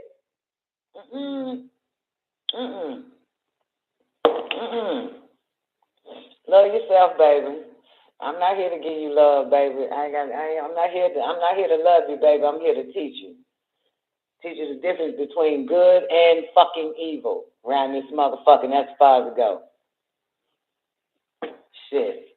And everything I teach them good, they say is evil. And everything I teach them bad, they say is good. Ain't this a bitch? They some opposite ass motherfuckers. Retarded. Essential says the children she got get on their last goddamn nerve. Look, we don't love our fucking kids like that, man. We here to protect them. There's a difference. Here to protect them. How do you protect your children? With knowledge. Why knowledge? So they won't perish for a lack of it, motherfuckers. They'll be mad as fuck because you ain't never loved them, but I guarantee you they'll stay protected. Because whatever you teach them, it's on protection. Whatever you give them, it's about protection, goddamn, around this motherfucker. You will not be duped. It said there is no knowledge higher than love, right? That means knowledge is love. You're going to find out I love your ass because I gave you a lot of goddamn knowledge and wisdom and understanding, motherfuckers.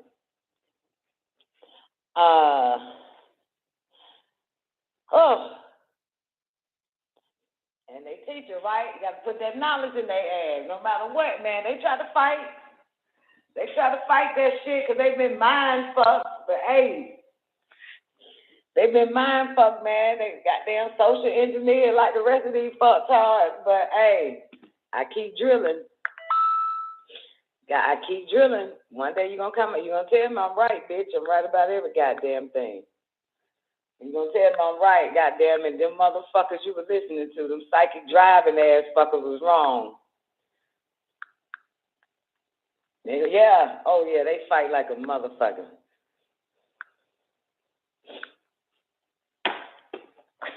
They swear they, look, what the hell do you know now? You gotta ask them, what do you really fucking know? You know nothing. You know fucking nothing. All you know is that bullshit you hearing on them social goddamn sites. You don't know nothing. You don't know nothing, bitch. That shit is going in your head. That is not what you know, no. You don't know. You don't know. Shit. That's how that shit be, though. You know. But, you know what the blessing is? As long as they with you right now. You know, as long as they with you, you can still get in there, get in that thick ass head of theirs and brainwash their ass from that shit. As long as they still with you. Yeah. As long as they still with you, man. Not out here. They don't know that. I always told my children they was after the children. They after the. I told them that when they was little. They after y'all. They after the children. They after y'all. I got to get y'all. I got to keep y'all protected till y'all get to the age where I feel that y'all can walk out there. You know what I'm saying? Not be that fucked up by whatever else is going on by the time y'all reach a certain age. Yeah. But I always told them they coming. They always after y'all. Mama, why we can't? Because they after you. They after y'all. They after y'all. Y'all are fucking kids. They after children. They not after me. They after you. I will always tell my babies that shit. Always. Mama, why we can't go to my daddy's house? Because they after you. So that's the answer, motherfucker. They out to get you. They can't get me. They out to get you. While you still young, I got to protect you. Because even if they get you while you young, you going to blame me that I didn't protect you. So I'm going to protect your motherfucking ass from these motherfuckers that I believe is out to get you. If you won't say I left your ass unprotected. So I'm going to stay in my goddamn paranoia that they after y'all motherfuckers. The answer is fuck no.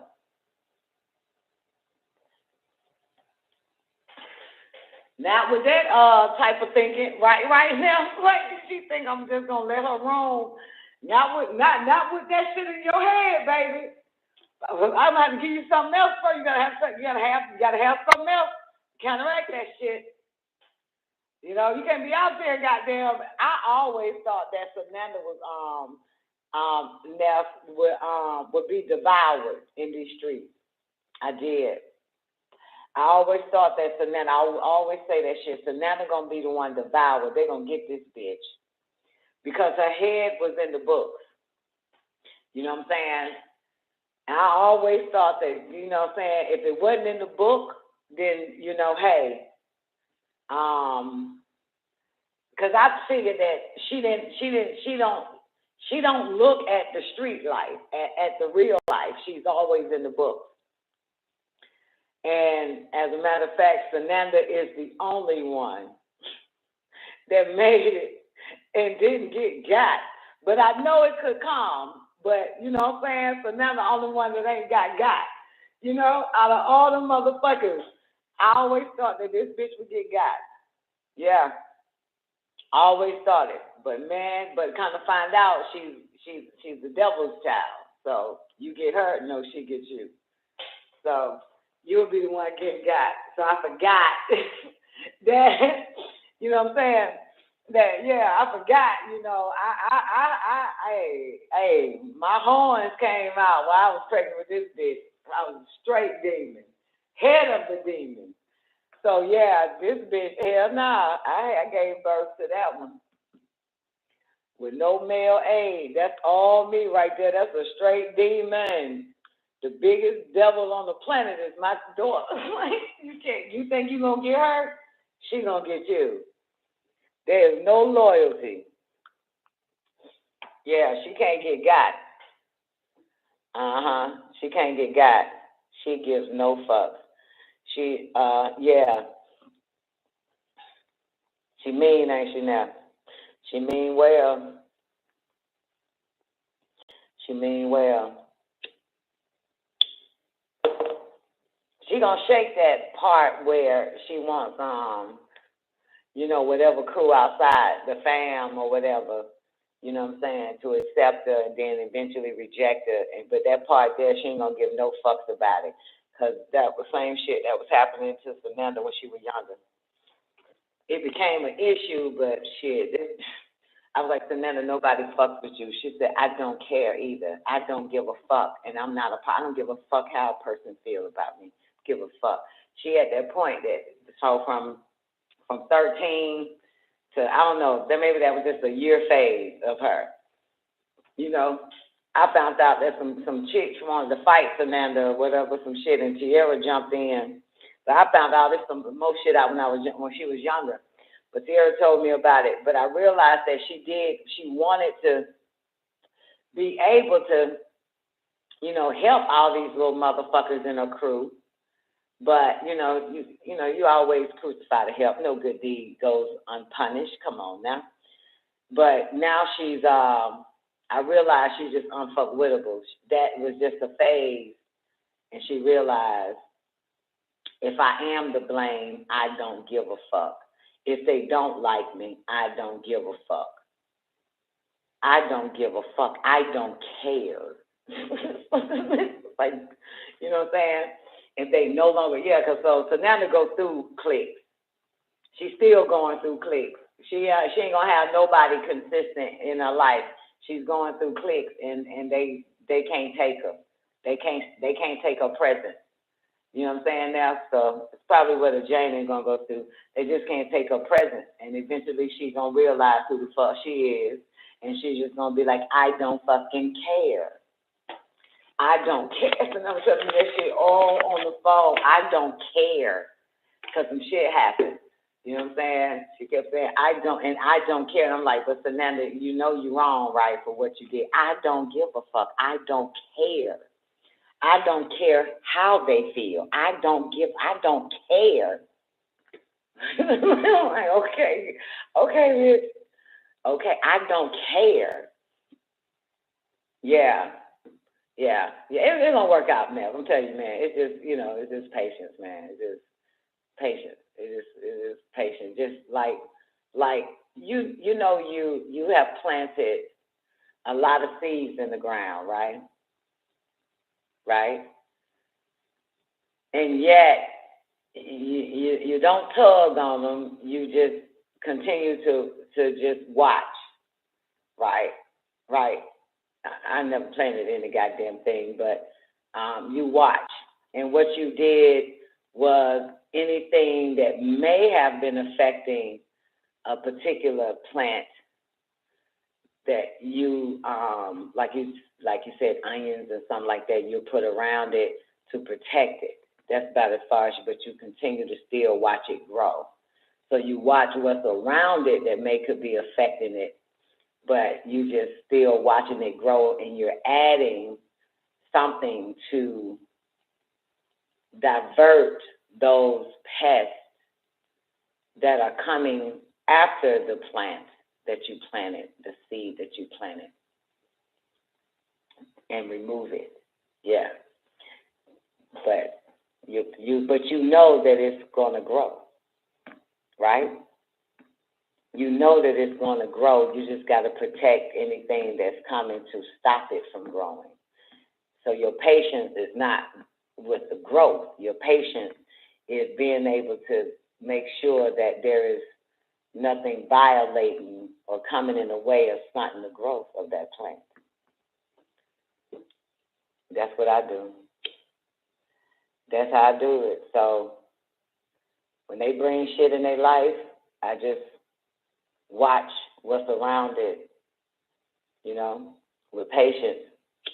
As a matter of fact, Warrior told me some shit that she stopped fucking with a bitch because she ain't shit. And I said, I've been knew that. She said, why you didn't tell me? I said, because it's come a time where you have to start knowing on your own and start knowing how to clean house and get shit away from you and stuff like that naturally. You at that age now, you don't need a motherfucker to tell you. You need to tap into your own senses and know when to get rid of motherfuckers on your own naturally. So I just sat there and watched you and them until you knew that them was in the way of your growth and you got rid of the bitch. So yeah, you know what I'm saying? You at that point now, shit. Now you literally on my watch, I would be like, stay away from that bitch. That bitch ain't shit. She gonna stab you in the back, but go ahead and be a friend. And boom. But shit, they, at that age now, just sit and watch all that shit around them and see if they have some discernment, man. See if they could figure it out on their own, See if they can figure it out on their own, and it's important. So they get it. I just sit and watch it. Watch the wind blows and see what happens. I'm here. As long as I'm here. Shit. Great day, DeBrock. DeBrock said I reanalyze my discretions and check my strengths. I reanalyze my discretions and check my strengths.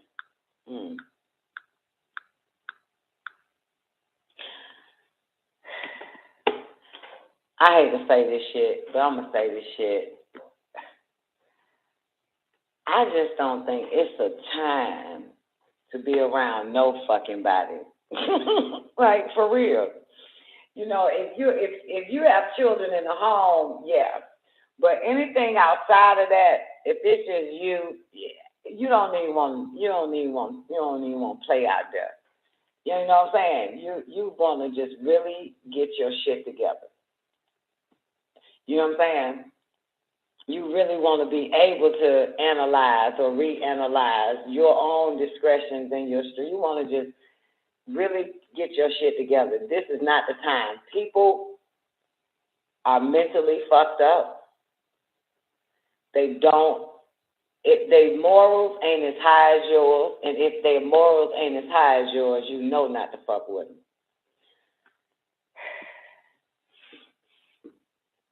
Their mentality is disgusting.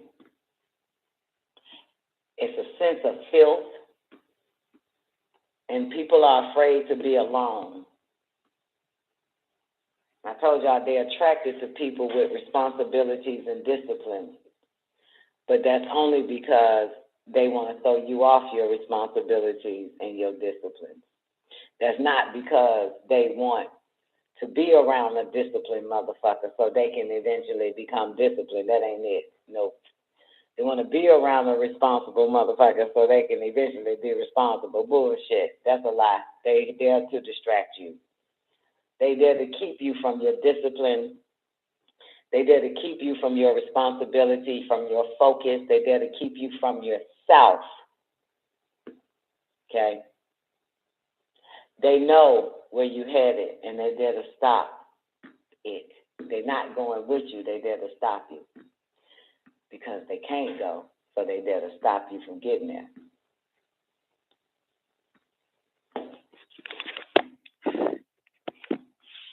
For real.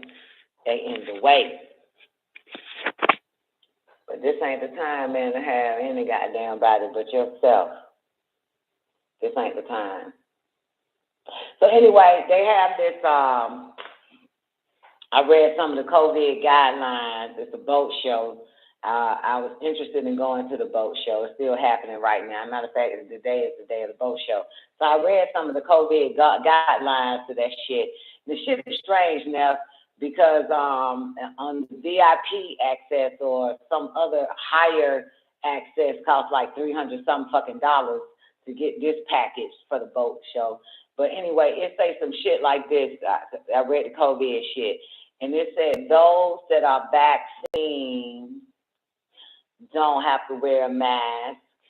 Those that are not vaxxed is required to wear a mask. And something else. Something else is said. Now, I know this, y'all got some shit like that in California now? Like when I walk into certain stores, it may say some shit like, masks are required, but if you're vaccinated, you don't have to wear a mask. Anybody got that? Anybody see those signs and shit? So it puzzled me. I'm thinking, I'm like, oh, I don't get it. You know what I'm saying? The vax are fucking quadruple positive of COVID every fucking time.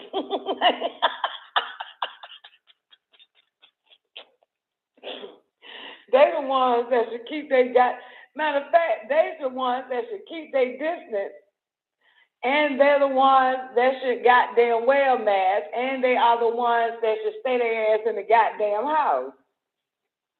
You know what I'm saying? Yeah, I just don't get that shit. Like, why would a motherfucker that ain't got shit got to wear that?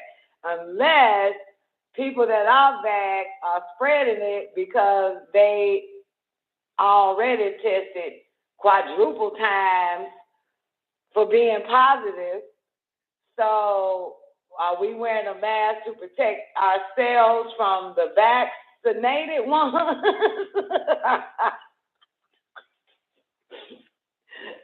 But it still don't make sense because anybody with COVID need to stay their nasty ass at home for the rest of their goddamn life.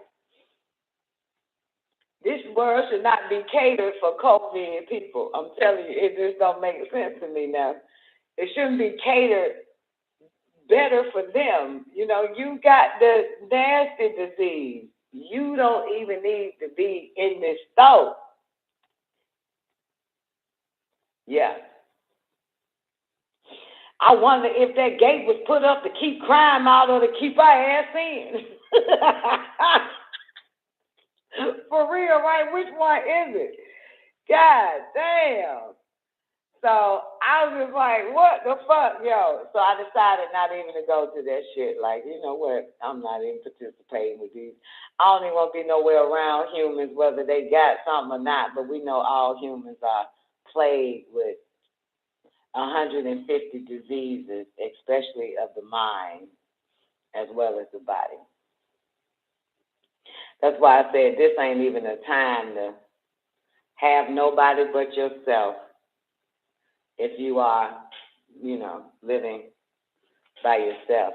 With your family, y'all just need to make sure y'all keep a healthy regimen going every day, you know, and healthy shit. You got young children, you need to teach their ass how to eat healthy, stay clean, and exercise as much as possible. And read real shit. Read nothing but the truth. You know, watch a whole bunch of goddamn beat you videos to see these bastards. There's two sides to every story, as they like to say. The truth, your truth, their truth, and then there's the truth. Your side, they side, then it's the truth. So you give them both sides then and shit. Ain't that right, G? Yeah, man, this ain't the time for that, boy. This shit here wild now. The majority of the population on the planet Earth is infected by choice. By choice. You know what I'm saying? So yeah, I don't think you want to even play any whole games right now. Sex is for the ghetto, so stop doing it. Sex is for the ghetto, trannies, bull daggers, pussy riders, dick suckers. Sex is for the LGBTQP. So cut that out.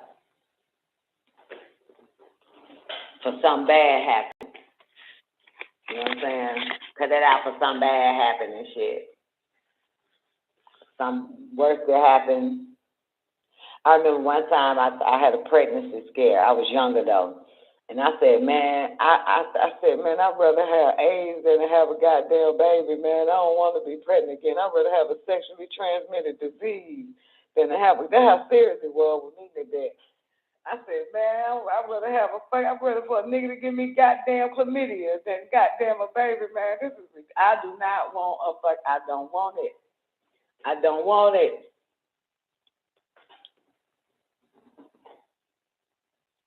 So that's scary.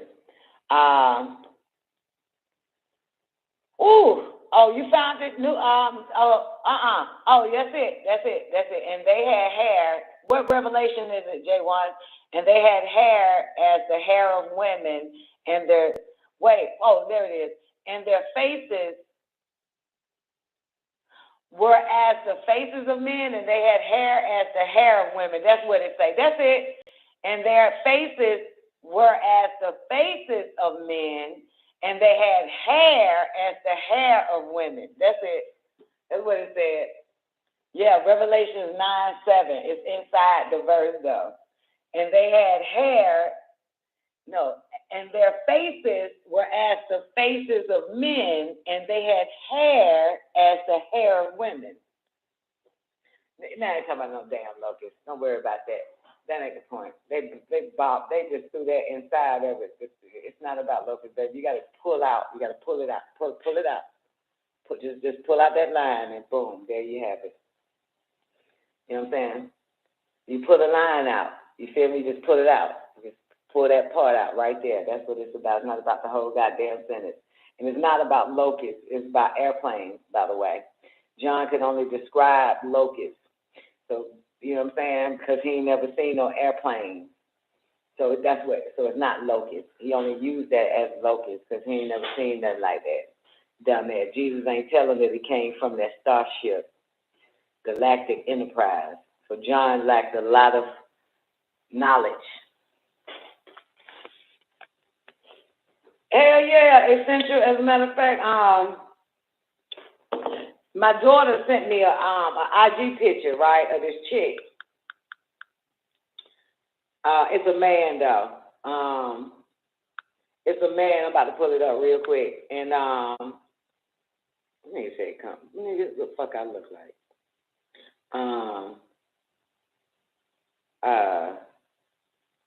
Let me find it. You can pull this nigga up if you like.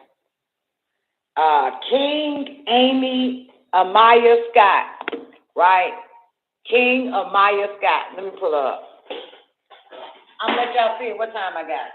I'm gonna get out of here. Okay, hold up. Let me pull it up. We got a new Tyler Jackson. Go to Instagram real quick. And then I go to Instagram. Then pull up. Hold up, get a minute. On my other page.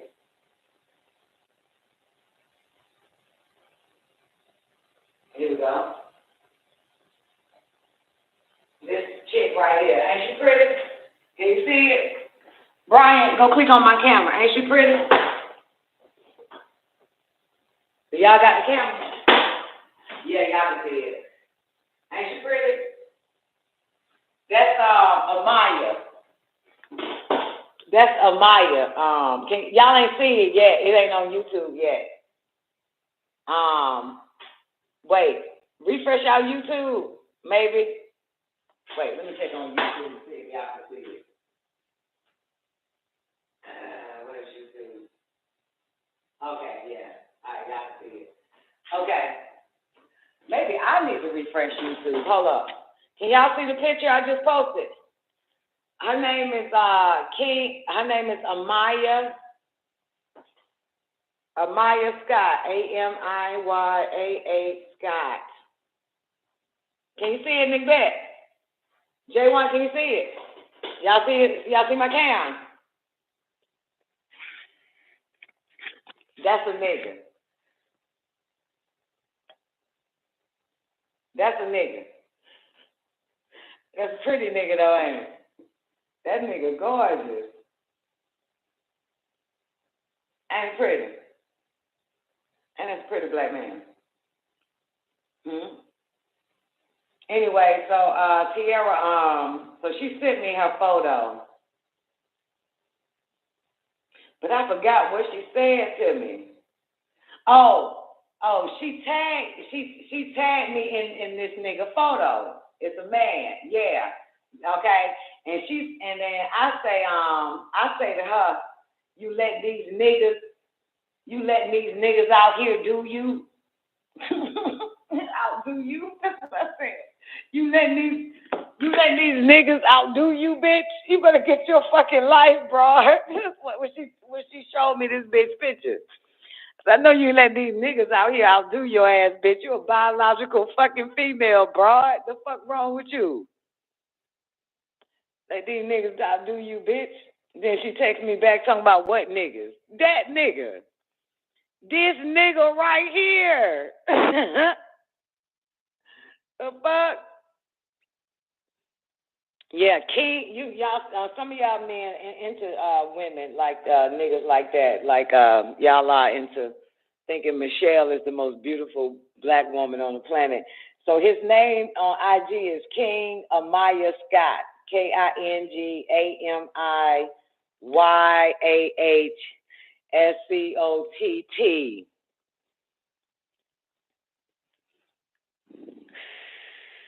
What up, Zena? How you doing today?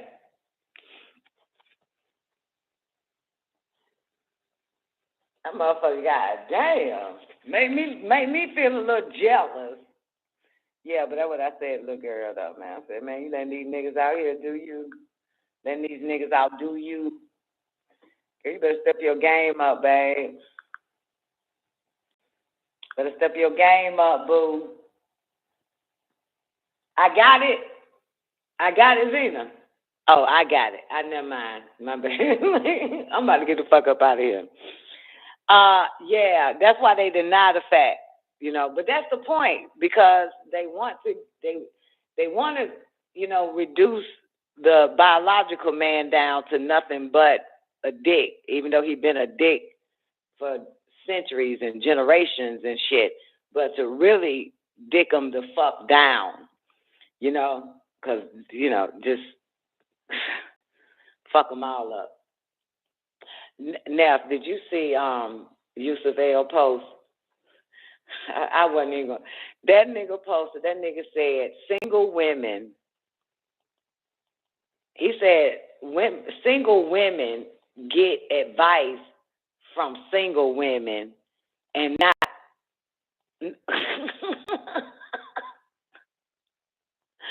No. He said something like, single women get advice. Nigga, come on. I'm on the show, bro. I need you to do something. What? I said I need you to do something. Man, okay, nigga. All right, love yourself.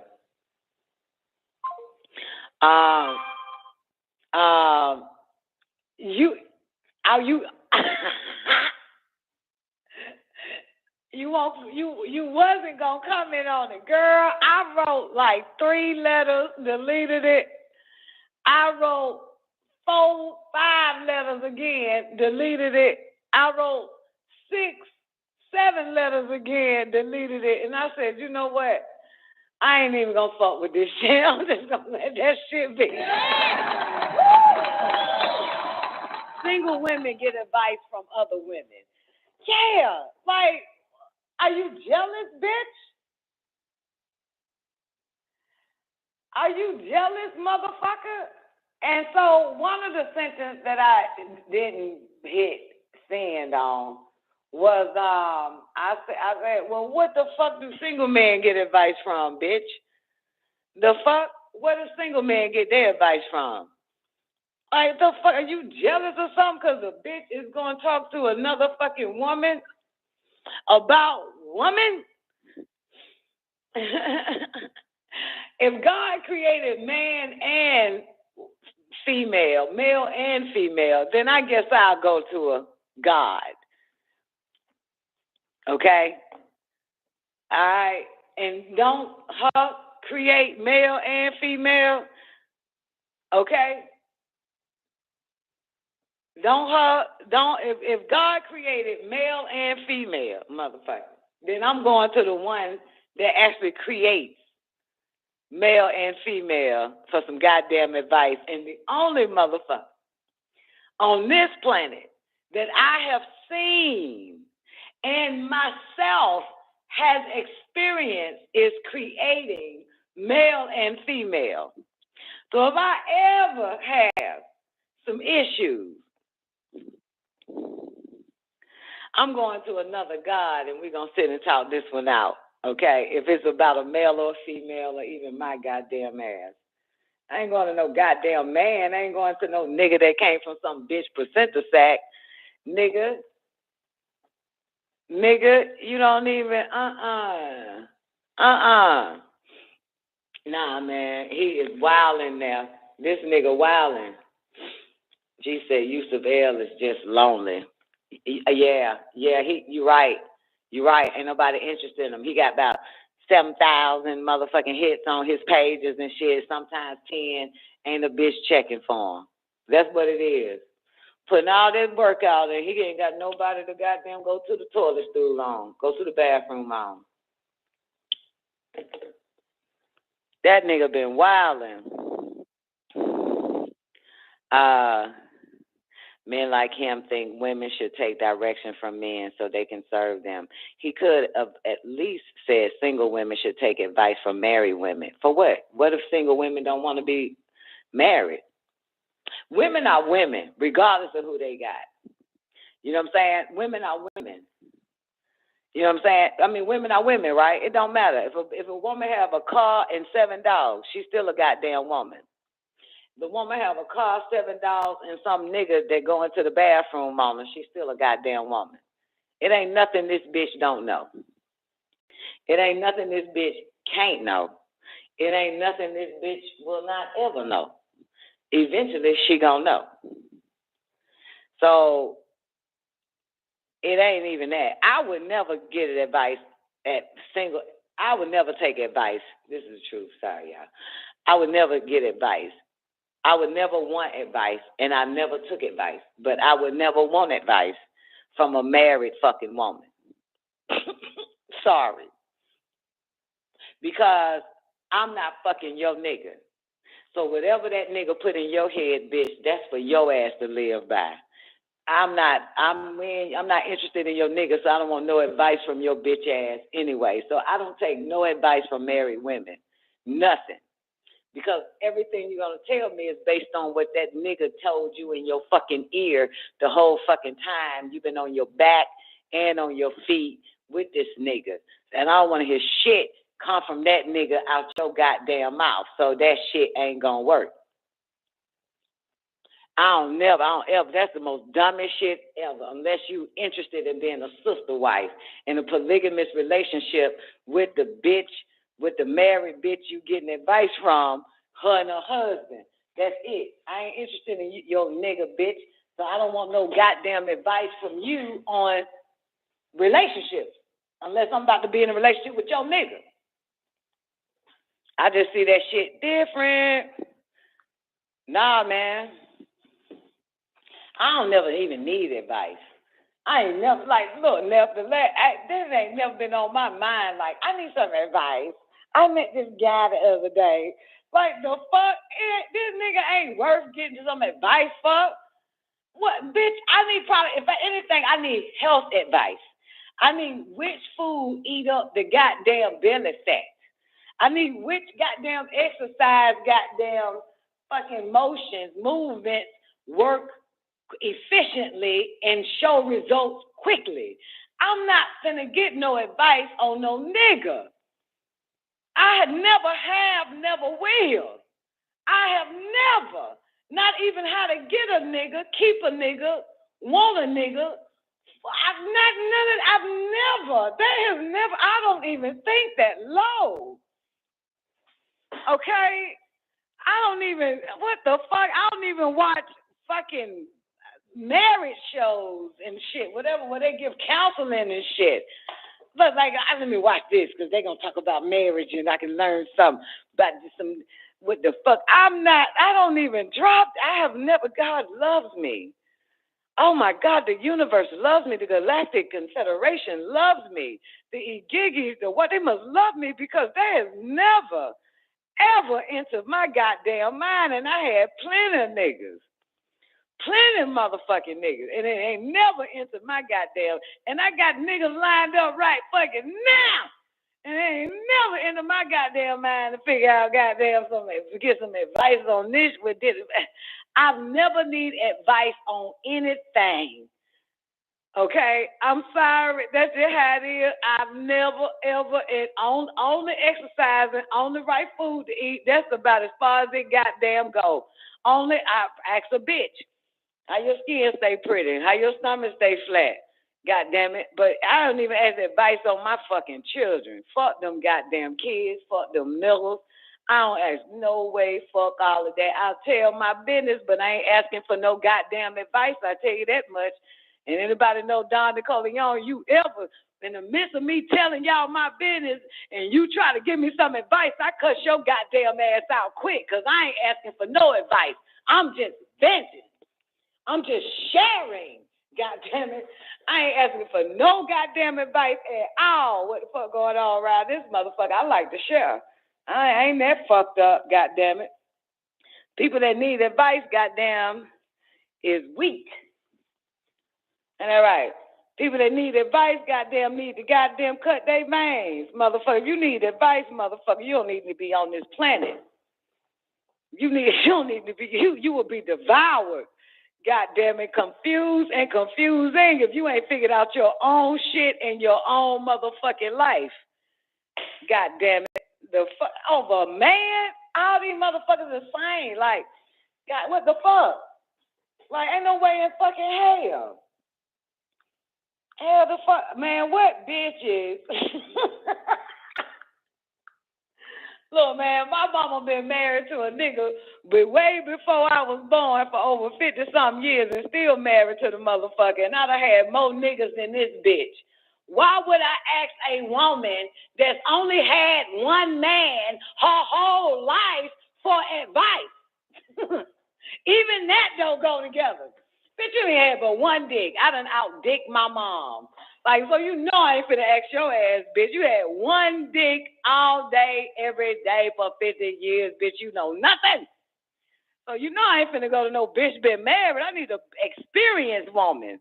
You know, so I don't need no bitch that been laid up with the same nigga for all her damn life, bitch. You know, I know you don't know shit. The fuck I can get from your goddamn ass? That's like a motherfucker only eating oatmeal every fucking day for 50 fucking years. That means, bitch, I can't even ask you, how does eggs work in your system? I don't know. All I had was oatmeal my whole life, and I've been married to oatmeal for over 51 years. I ain't never ate nothing else, never tried nothing else. So, bitch, I ain't no way in hell I can get with a hoe that only had a goddamn one dick. One dick. I done outhold my mama, man. Bitch, you know I can't ask you about no goddamn nigga. You know what I'm saying? Because she can't even tell me about all her other niggas. You know, ask me about your man. I'll tell you. Sound like one of them niggas I had back in the day, bitch. Matter of fact, sound like the nigga I had when I was fucked around on my husband with that nigga. The kind you talking about, goddamn, I know them all, bitch. You don't fuck with no goddamn loyal bitch. You fuck with no loyal woman. Goddamn, this bitch don't know shit. Fuck with a woman that done been around the world and I done had every man. Motherfucker, the fuck? Need somebody experienced around this motherfucker. What the fuck? God, that's common sense, ain't it? Need somebody with a resume, motherfucker, not somebody that worked at one job for 50 years and only did one thing on the fucking job. That ain't no guy. You can't get no advice from them motherfuckers. You one job, the same job, sitting in the same desk, doing the same shit for 50 fucking years. You can't get no advice from you. You need a motherfucker with a goddamn colorful CV, a colorful resume. God damn it. That's who you gonna get your advice from. Shit. Well, motherfucker that had many. Motherfucker. Many. Motherfucker got one, you know not to fuck with them. They still got that one. Come on, man. Wake up, motherfuckers. You on the Don Nicoleone show. God damn it, don't get no realer than this. Reason. Think. That's what my babies be calling my ass. Mama got another nigga. I said, girl, tell me about it. My baby's gonna be experienced around this bitch. The fuck? A master of men. All right, y'all. Let me give y'all some band of the hour, Dr. Short, man. I'm getting the fuck up out of this bitch. This has been awarding. Man, I love you niggas, man. Y'all have an awarding day. Don Nicoleone, I'm officially signing out, I promise. I'm signing out now. This is it. Yeah, I'm signing out. Where am I? All right, y'all have an awarding day. Man of the hour is up next. Peace.